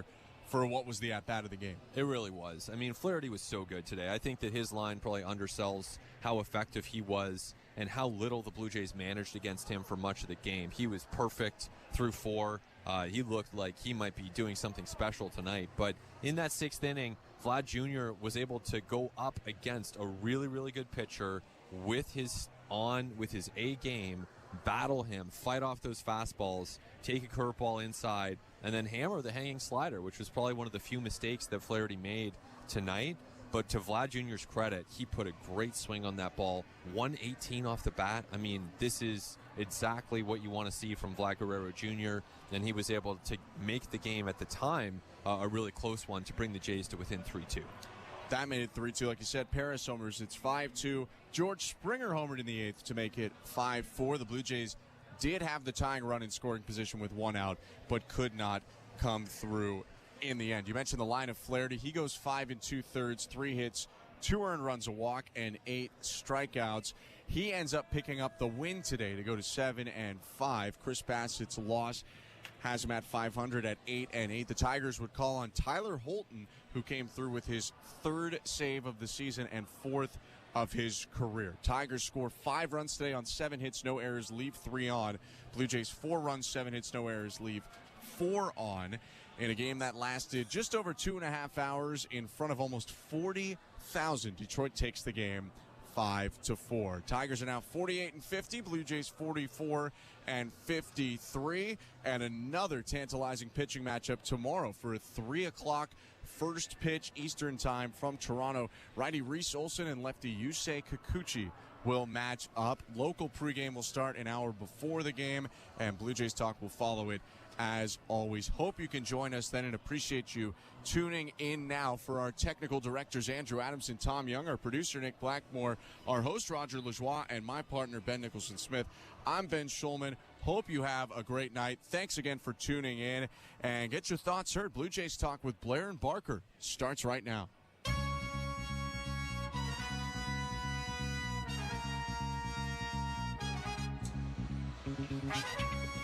All right, Kevin Barker, it's almost like the All-Star break didn't happen. Blue Jays 5-4 losers to the Detroit Tigers in the first game of this 3-game homestand, first game after the All-Star break. Kevin, I guess the real question surrounding the decision to let Chris Bassett face Wenzel Perez the fourth time through, something that Chris Bassett in 19 previous starts has not done. I think there have been 2 plate appearances against him by hitters making their 4th plate appearance against him in a game. So I guess the question is, do you think John Schneider stuck too long with Chris Bassett? Yeah, maybe. I mean, I think with the assets that he does have with his team. Or doesn't have. All right, there you go. I was trying to be nice, Jeff. I think every time he makes a decision it has to be perfect. And, you just mentioned what Chris has not done 4 times through. Cabrera's been really good, 8 appearances in a row where he hasn't allowed a run. He was loose. Perez, again, that part of the game, you're down a run. You know what you don't have in your lineup. You know that you're trying to, bloop and bomb him. Exactly what Springer did there in the 8th inning. That's what you're trying to do to get the lead, and the only way you're going to do that is to do things sometimes where you just don't have to answer the question. And now because you left Chris in against the lefty, he throws a sinker down the middle, he gets beat by it. So, yeah, look, I think that's sort of armchair quarterback. That would be the one move that, again, going into every single night, you got to be perfect as a manager with this team because of where you're at in the standings and how far behind you are. And now all of a sudden you don't have Bo Bichette anymore. It's very important to always make the right decision. So for me, that's one of those situations where I just rather not have to answer the question. Chris is not used to doing it 4 times through the order. I'd rather bring in my hot lefty who's been really good here lately against the left-handed hitter. 416-870-0590, star 590, 1-888-666-0590. The Blue Jays fall to 44-53 on the season. It was a battle of home runs tonight. The Blue Jays getting 2 home runs, a missile, the only way to describe it, from Vladimir Guerrero Jr. in the 6th inning, and then a 2-run shot, George Springer's 11th. But it was a case of too little, too late. The Blue Jays had a couple of opportunities to score runs. They did not come through in the 5th inning. Both Alejandro Kirk and Ernie Clement struck out with runners at second and first. And then in that 8th inning, when George Springer homered, Vladdy came up with a runner on first base after Spencer Horwitz singled. Vladdy flew to right, and then Justin Turner went out 5-3. Leo Jimenez went out 6-3 to end the inning with the potential tying run on first base. We'll talk about that in a minute. For the Detroit Tigers, 2 home runs. Again, Wenzel Perez, we talked about that, and Mark Canha getting a home run in a 3-run 4th inning. Bo Bichette, as Kevin Barker mentioned, left the game after a fly ball to right field in the 6th inning. He was taken out of the game with what the Blue Jays termed a calf strain. Kevin, you have to wonder, Bo did not go on the IL just before the All-Star break, but he did not play as a result of a calf injury. You could tell by the reaction of his teammates, specifically Vladdy Jr. and Jose Barrios on the bench, that there was a great deal of concern. Bo was left the field in the zone under his own steam, but was attended to as soon as he got into the dugout and taken out of the game. And I know the first thing I thought about, and I'm not going to necessarily go down that road, but you mentioned it as well, I kept thinking of Josh Donaldson and how the history of calf injuries really plagued him towards the end of his career. But you noticed something very early from Bo in his first at-bat that made you think, well, I think originally we thought it might be a strategic thing on the part of Bo, but now we're wondering if maybe it was because he was feeling a little bit of pain. Yeah, well, it's every pitch he's using this 2-strike approach, and I was thinking, you look at the scoreboard, he's hitting 220, sense of urgency, trying to help his team. Hasn't had the best of years. It's about getting a bunch of hits, gives him a better chance to, battle. We saw that. He saw more pitches per plate appearance tonight. Like, he just looked like he had a better chance of getting into the zone, keeping it in the zone, having good rotation with the lower half. And then you see how he came out of the box when he hit the line drive. And, I think that was maybe more because he had to do it other than because he wanted to do it. And, again, not being able to be yourself, which is the big giant leg kick until you get to 2 strikes, and then going to the 2-strike approach and battling and giving a competitive big league at bat is sort of Bo's MO. Look, I've never had a calf issue, especially with my push off calf, right? The one that you're putting all the pressure on, even if you're in your 2-strike approach. That's his right calf, which means that basically is doing all the work. Whenever he kicks his leg, all the pressure's being put on that. And when he makes a positive move towards the baseball, sort of that back calf, that right calf's doing all the work. So, yeah, I mean, again, that's a shame. Like, you can tell he's had a real tough year just mechanically, mentally. Just seems like, and now he's added the physical part to it. It's been a tough year for Bo. So, it seems like to me anyway, I'm not going to speak out of turn here. I'm not a doctor, but, man, it looks like the way he was running to first there, pulling up. I just don't know how they can't put him on the IL, try and figure out how to get it better, and hopefully when he comes back, he hits the ground running. So that's too bad. Again, it gets back to that thing when you don't have your best players. They're not sort of doing what you expect them to do.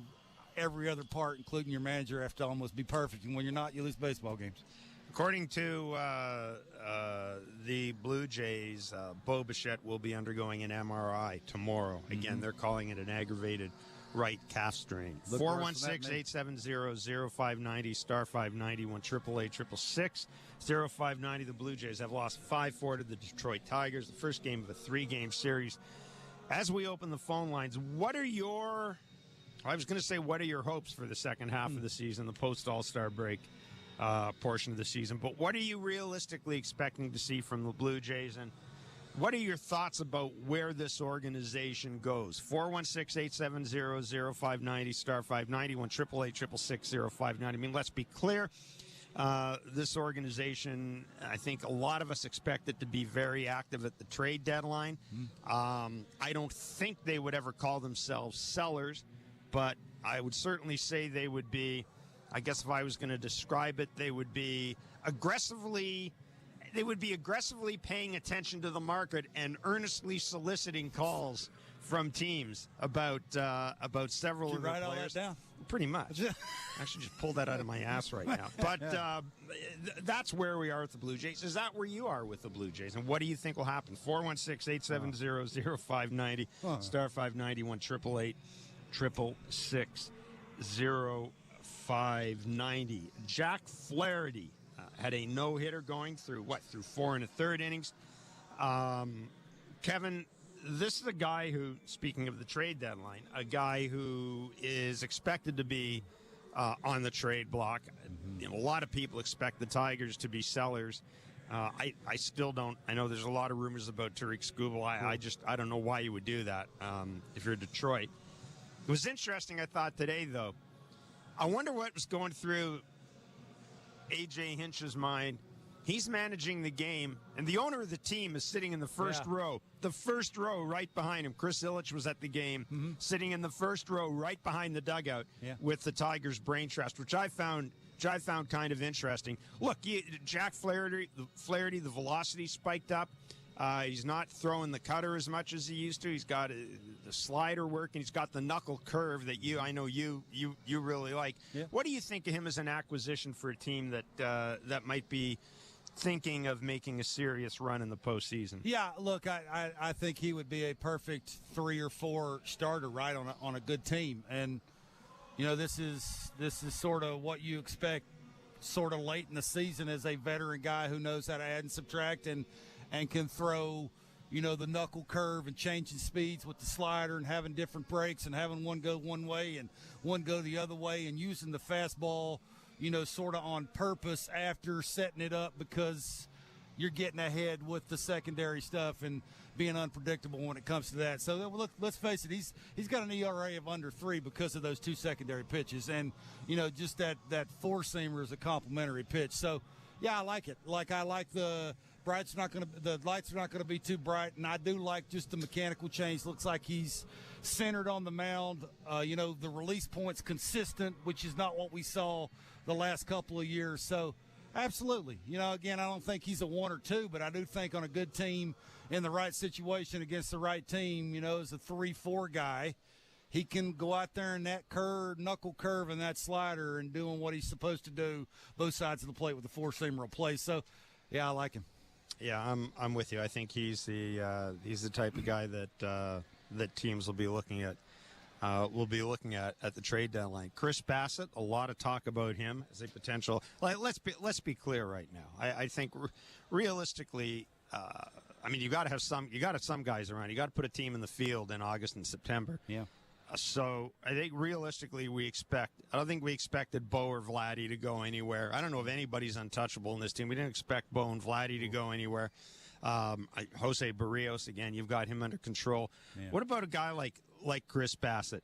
And, you know, we've talked a lot about the number of pitches he throws and how he's kind of, I wouldn't call him a master of deception, but yeah, you can call him that. He is a crafty veteran pitcher at this point in his career. He would also be a guy that I would think, especially if you can get into the into the National League or something like that, away from constant repetition in the American League. He might be a guy that teams would look at. Yeah, maybe. Again, power plays late in the season, right? He don't throw real hard. It's more about trickery and setting up all the plethora of different speeds and different quadrants he wants to throw it to with different kinds of movements. Like, it would have to be sort of sprinkled in with a sort of a different kind of rotation, and where that rotation thinks it might be having to go to what city and what kind of lineup would sort of fit Chris's repertoire, and him being able to go out and sort of add and subtract and do a little bit of trickery and doing it that kind of way. It's, you know, he's more of a sinker, cutter, curve guy, right? It's that kind of thing. And then you throw the other stuff because you found release points with the quadrants of those 3 pitches, which would allow you to be able to just mechanically be smooth enough to catch it out front and keep it in the zone and keep it competitive. And again, I don't know what to think of that in October.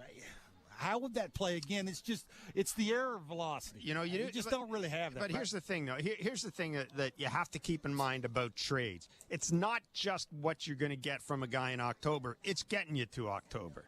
There are a lot of teams. Maybe that's stuff that doesn't play in October, but there are a lot of teams. You look at the standings. There are a lot of teams jockeying for postseason positions, and there's no indication that it does. Just because you add a guy doesn't mean that you think this guy is going to be a stud for you in the postseason. The question is getting there, and I think a guy like Chris Bassett can help a team get there. I think you started this conversation by saying somebody's got to pitch the entire season for the Blue Jays, right? And if you get rid of Chris and say you get rid of Yusei Kikuchi, who's filling in the blanks? Like that's the thing you got to ask yourself. And this guy who can do this for 6 or 7 innings most of the time that he goes out there, I don't know if it's worth trading him. Like, what exactly would you get for him? So it'd be interesting. All right, we've got a couple of clips from John Schneider I want to get to before we go to the phone lines. Again, the number is 416-870-0590, 888-666-0590, star 590. This was John Schneider after the game.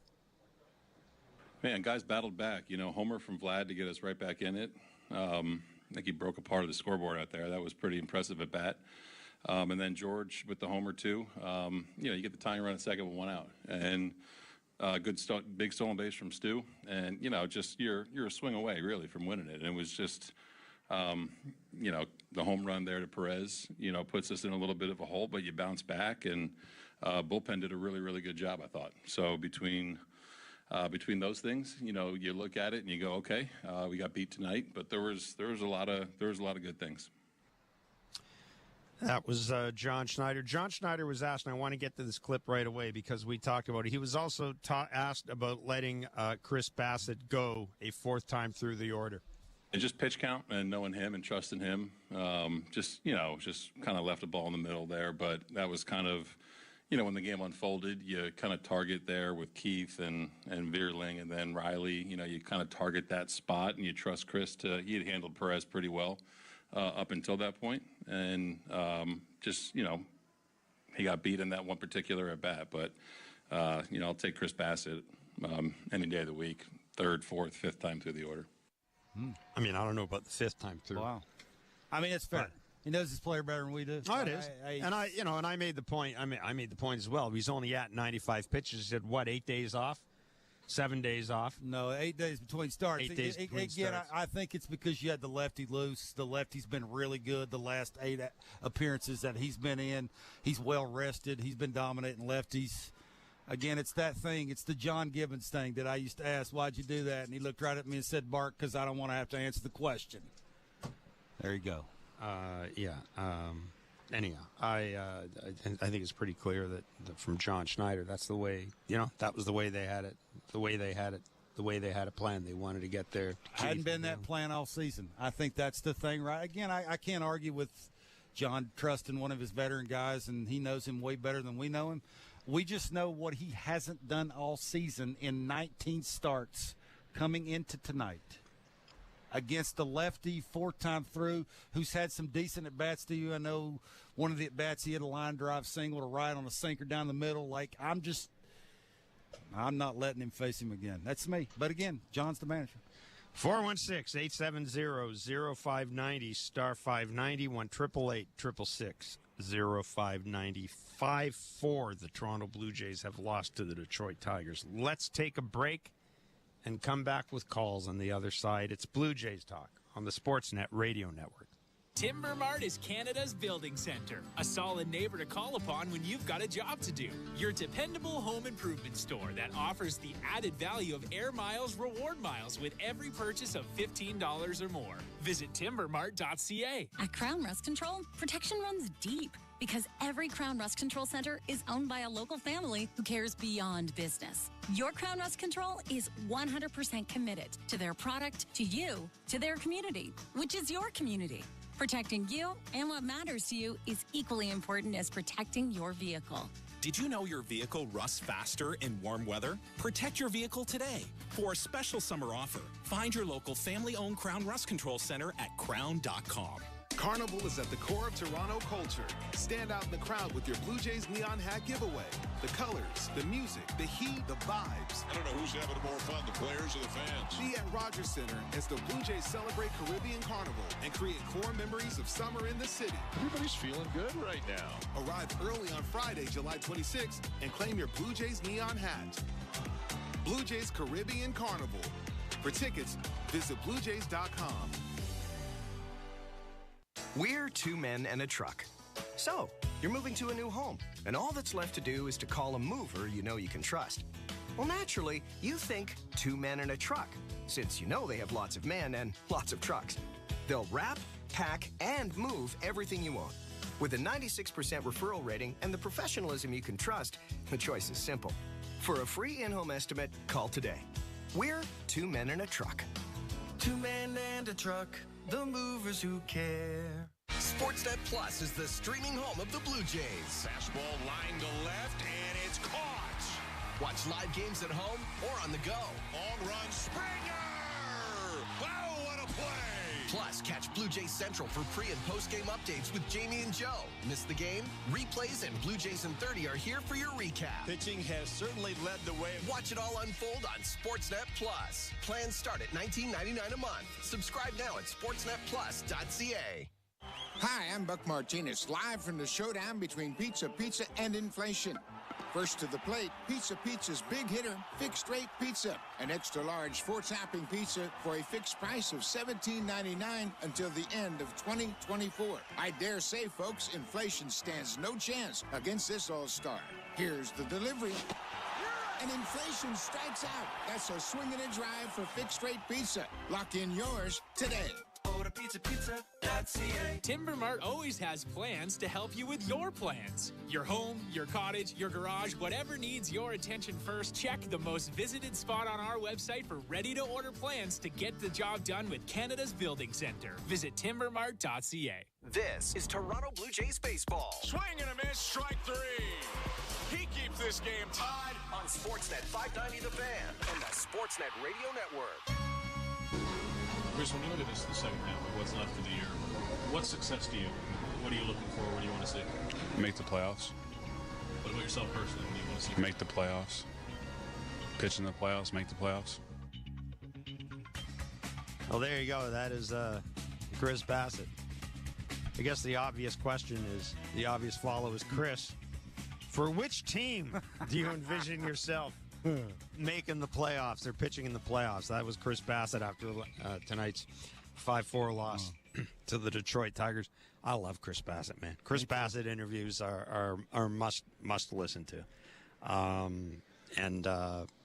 Chris Bassett, one of the players that we expect the Jays to at least the other teams to kick tires on. I know that John Morosi reported today that the Jays are listening to or will be listening to offers for players that they do have some control over as well. So it's not just the rentals, the potential free agents like Danny Jansen and that. And I take that to mean they'll listen to offers on their pitchers. I'm still not entirely certain that Vladdy or Bo are in the table. I don't think Vladdy is. I mean, listen, I think you got to take a real shot at re-signing Vladdy. Well, the Bo injury, I think, will derail. Let's wait. To do maybe with that. We will. That's a great point. I'll have to wait and see. If you missed it, Bo Bichette left the game today with after aggravating his right calf injury. It did not. We're not doctors. I've seen a lot of these things. That did not look good. He essentially stumbled down first base, and based on the reactions, as we said a little later, of some of his teammates, like guys who've been around the game, they know when an injury is. Like, you've just been there, right? You see how your teammate reacts. You've probably been in a similar situation, so that did not look good. Again, he'll have an MRI tomorrow, but if Bo Bichette goes on the IL for any stretch of time, you'd have to think that would have an impact on a trade. Even regardless of whether or not one is in the works. Yeah. Down on the farm today, just want to mention, Kevin, Joey Votto was. What? Joey Votto joined the AAA Bisons, and shock of shocks, suffered a slight ankle injury in a pregame warm-up, and I mean, I think Joey Votto is just killing time in AAA till the Jays make some moves at the deadline, and then they'll bring Joey Votto up, and maybe they'll get a couple of nice crowds to see Joey Votto here and give him a send off. I still haven't figured out exactly what the hell Joey Votto's doing at this stage of his career, but that's not my concern. Mitch in Toronto, you're on Blue Jays Talk with Blair and Barker. What's up, Mitch? How you doing, fellas? I was listening to your show earlier today, and you guys said something that kind of intrigued me, where you were talking about Mason Miller. I think you said he had 5 years of control left. And I was thinking, sorry, I might have got that number wrong. No, we didn't talk about Mason Miller, but I'm glad you brought it up. But continue. So I'm guessing he's got some control left. And I was wondering, like, wouldn't it make sense for the Jays to be in on a guy like that, especially if you have a couple years of Bo and Vladdy left and obviously Springer on the books and you're going to try and contend? So, like, wouldn't it make sense? I know they don't have a ton of prospects, but, like, and you talk about it all the time, they need a closer, terrible bullpen this year. So why wouldn't they want to be in on a guy like that for next year and the year after? And if they stink, a couple years from now, you can just trade them again. I'll listen to your thoughts off the air. Thanks for taking my call. Yeah, Mitch, I appreciate the call. Interesting that you mentioned that, because I did talk to Kevin a little bit about this actually on our way over to the park. And it kind of an interesting little item over the All-Star break. It didn't get a tremendous amount of coverage. But Mason Miller wants to start. Of course, Mason Miller's the hard-throwing closer for the Oakland Athletics. He seems inclined to want to pull a Jordan Hicks and eventually start. Now, the only reason I mention that is, to me, that would make him even more valuable to a team. I've got to think look, the problem with the Jays and Mason Miller is he makes more sense for me as a starter for them, because this team, Ricky Tiedemann's going for second opinion as well. This team does not have a lot of start. I mean, this is what you got. What you got here is what you got in the organization for starting pitching. There's nothing else down there. I mean, there's nada. We're talking like, what, Aaron Sanchez is still around. I mean, there's nothing. I don't even know if Aaron's still at AAA. There's just nothing. There's nothing in the pipeline in terms of starters for next year. So maybe from that point of view, it makes sense in that Mason Miller does want to start. But what are you going to, if you're the Oakland Athletics, you're not interested in a rental. Danny Jansen doesn't do anything for the Athletics. You're not interested in George Springer. You're not interested in 33 or 32-year-old starting pitchers. Bo, I mean, if you're Oakland, you really don't want a guy you're only going to have for another year, and then he's going to become a free agent. And I would think chances are pretty good that Bo Bichette would not sign with the Oakland Athletics. I think it's pretty safe to say that. So I just don't see how the hell the Jays put that deal together. They do not have the minor league prospects to get that done. As we said, their best pitching prospects in the organization are hurt. Relvis Martinez is a PED suspension. I mean, it's going to be really difficult for this team to do anything significant at the trade deadline. That's one of the things. You may have to settle, folks, for a bunch of Steve Pearce for Santiago Espinal deals, because that's really what this team has to trade. They've got a bunch of Steve Pearces. They've got Justin Turner. They've got Danny Jansen, who catches, so at least he has some utility there. You've got Trevor Richards, a sixth-inning guy in a good team. You've got Jimmy Garcia, who is back with the Blue Jays. Maybe Chad Green interests somebody, but Yusei Kikuchi. I mean, other than that, Kevin Kiermaier, the guys you want to trade aren't likely to bring you anything significant in return. You're not getting anybody's top prospect for Danny Jansen. You're just not. So, I mean, the Mason Miller situation, that's where things get really dicey for this team. I mean, this organization's paying for the fact that they've not had good drafts. They've not done particularly well in the international market, and they just don't have. There's not a lot of attractive pieces in this team right now. For a team that's contending, and two, for a team that's looking to rebuild.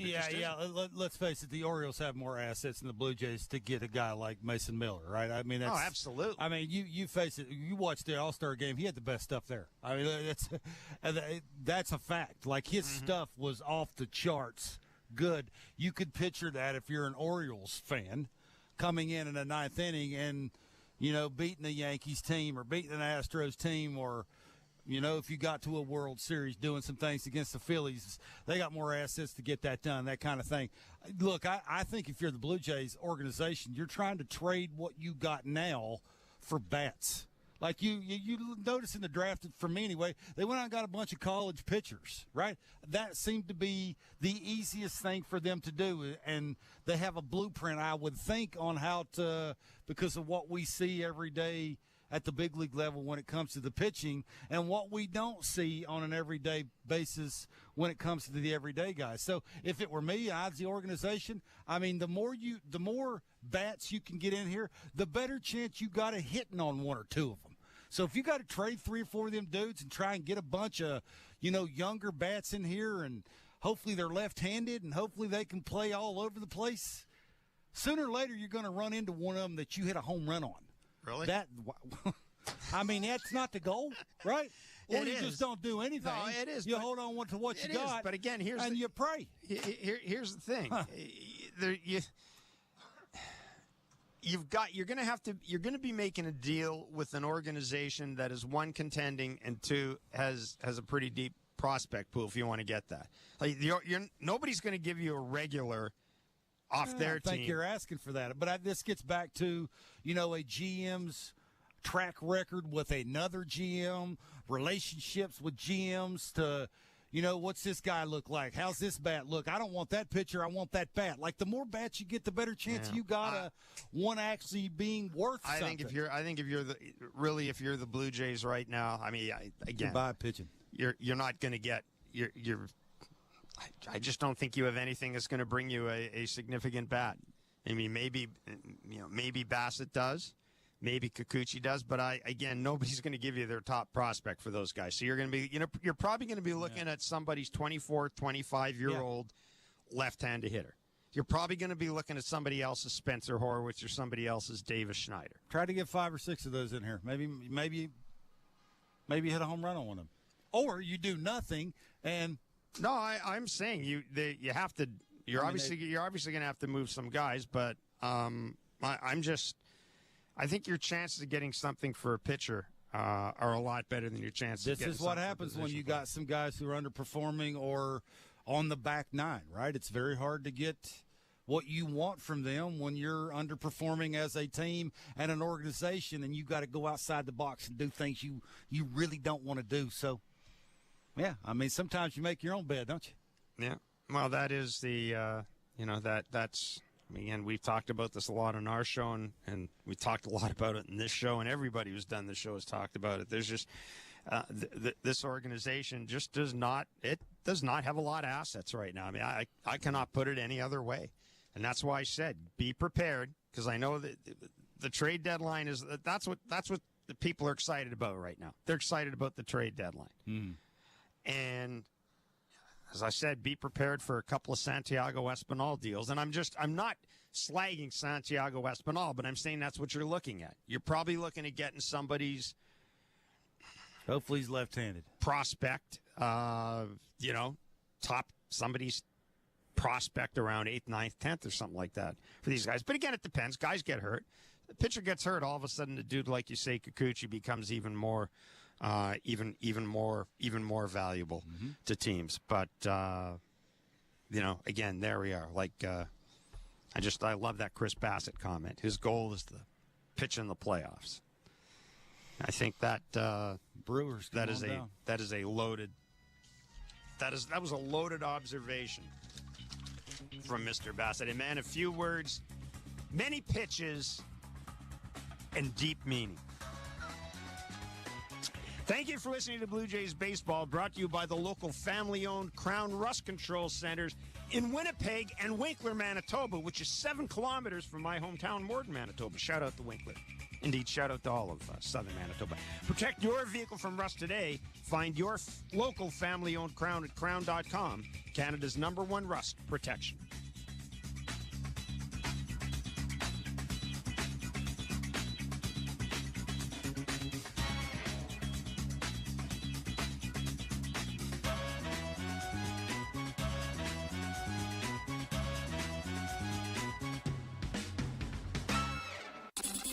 has been Major League Baseball play-by-play on SiriusXM and the SiriusXM app. Why do I love calling this game? Calling this game. Why do I love calling this game?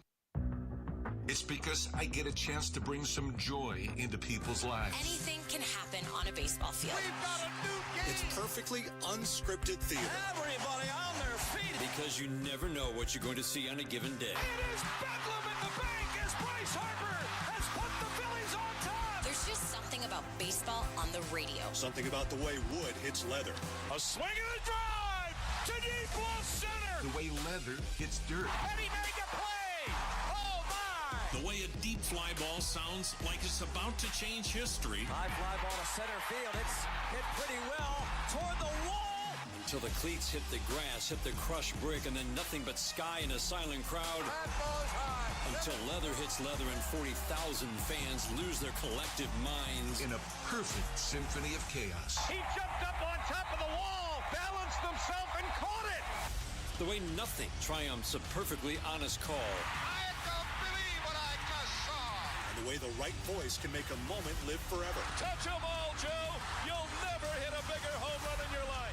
Outsiders may think this is just two teams. The ball, a bat, and a microphone. But no. For over 100 years, this has been the soundtrack of the American pastime. He struck it out looking. It's over. It's over. The Rangers have won the World Series. The soundtrack of summer. This is Major League Baseball on the radio. Right now on SiriusXM. All rise. Coming in 5. Get ready to play. 4. Get up. Get up. 3.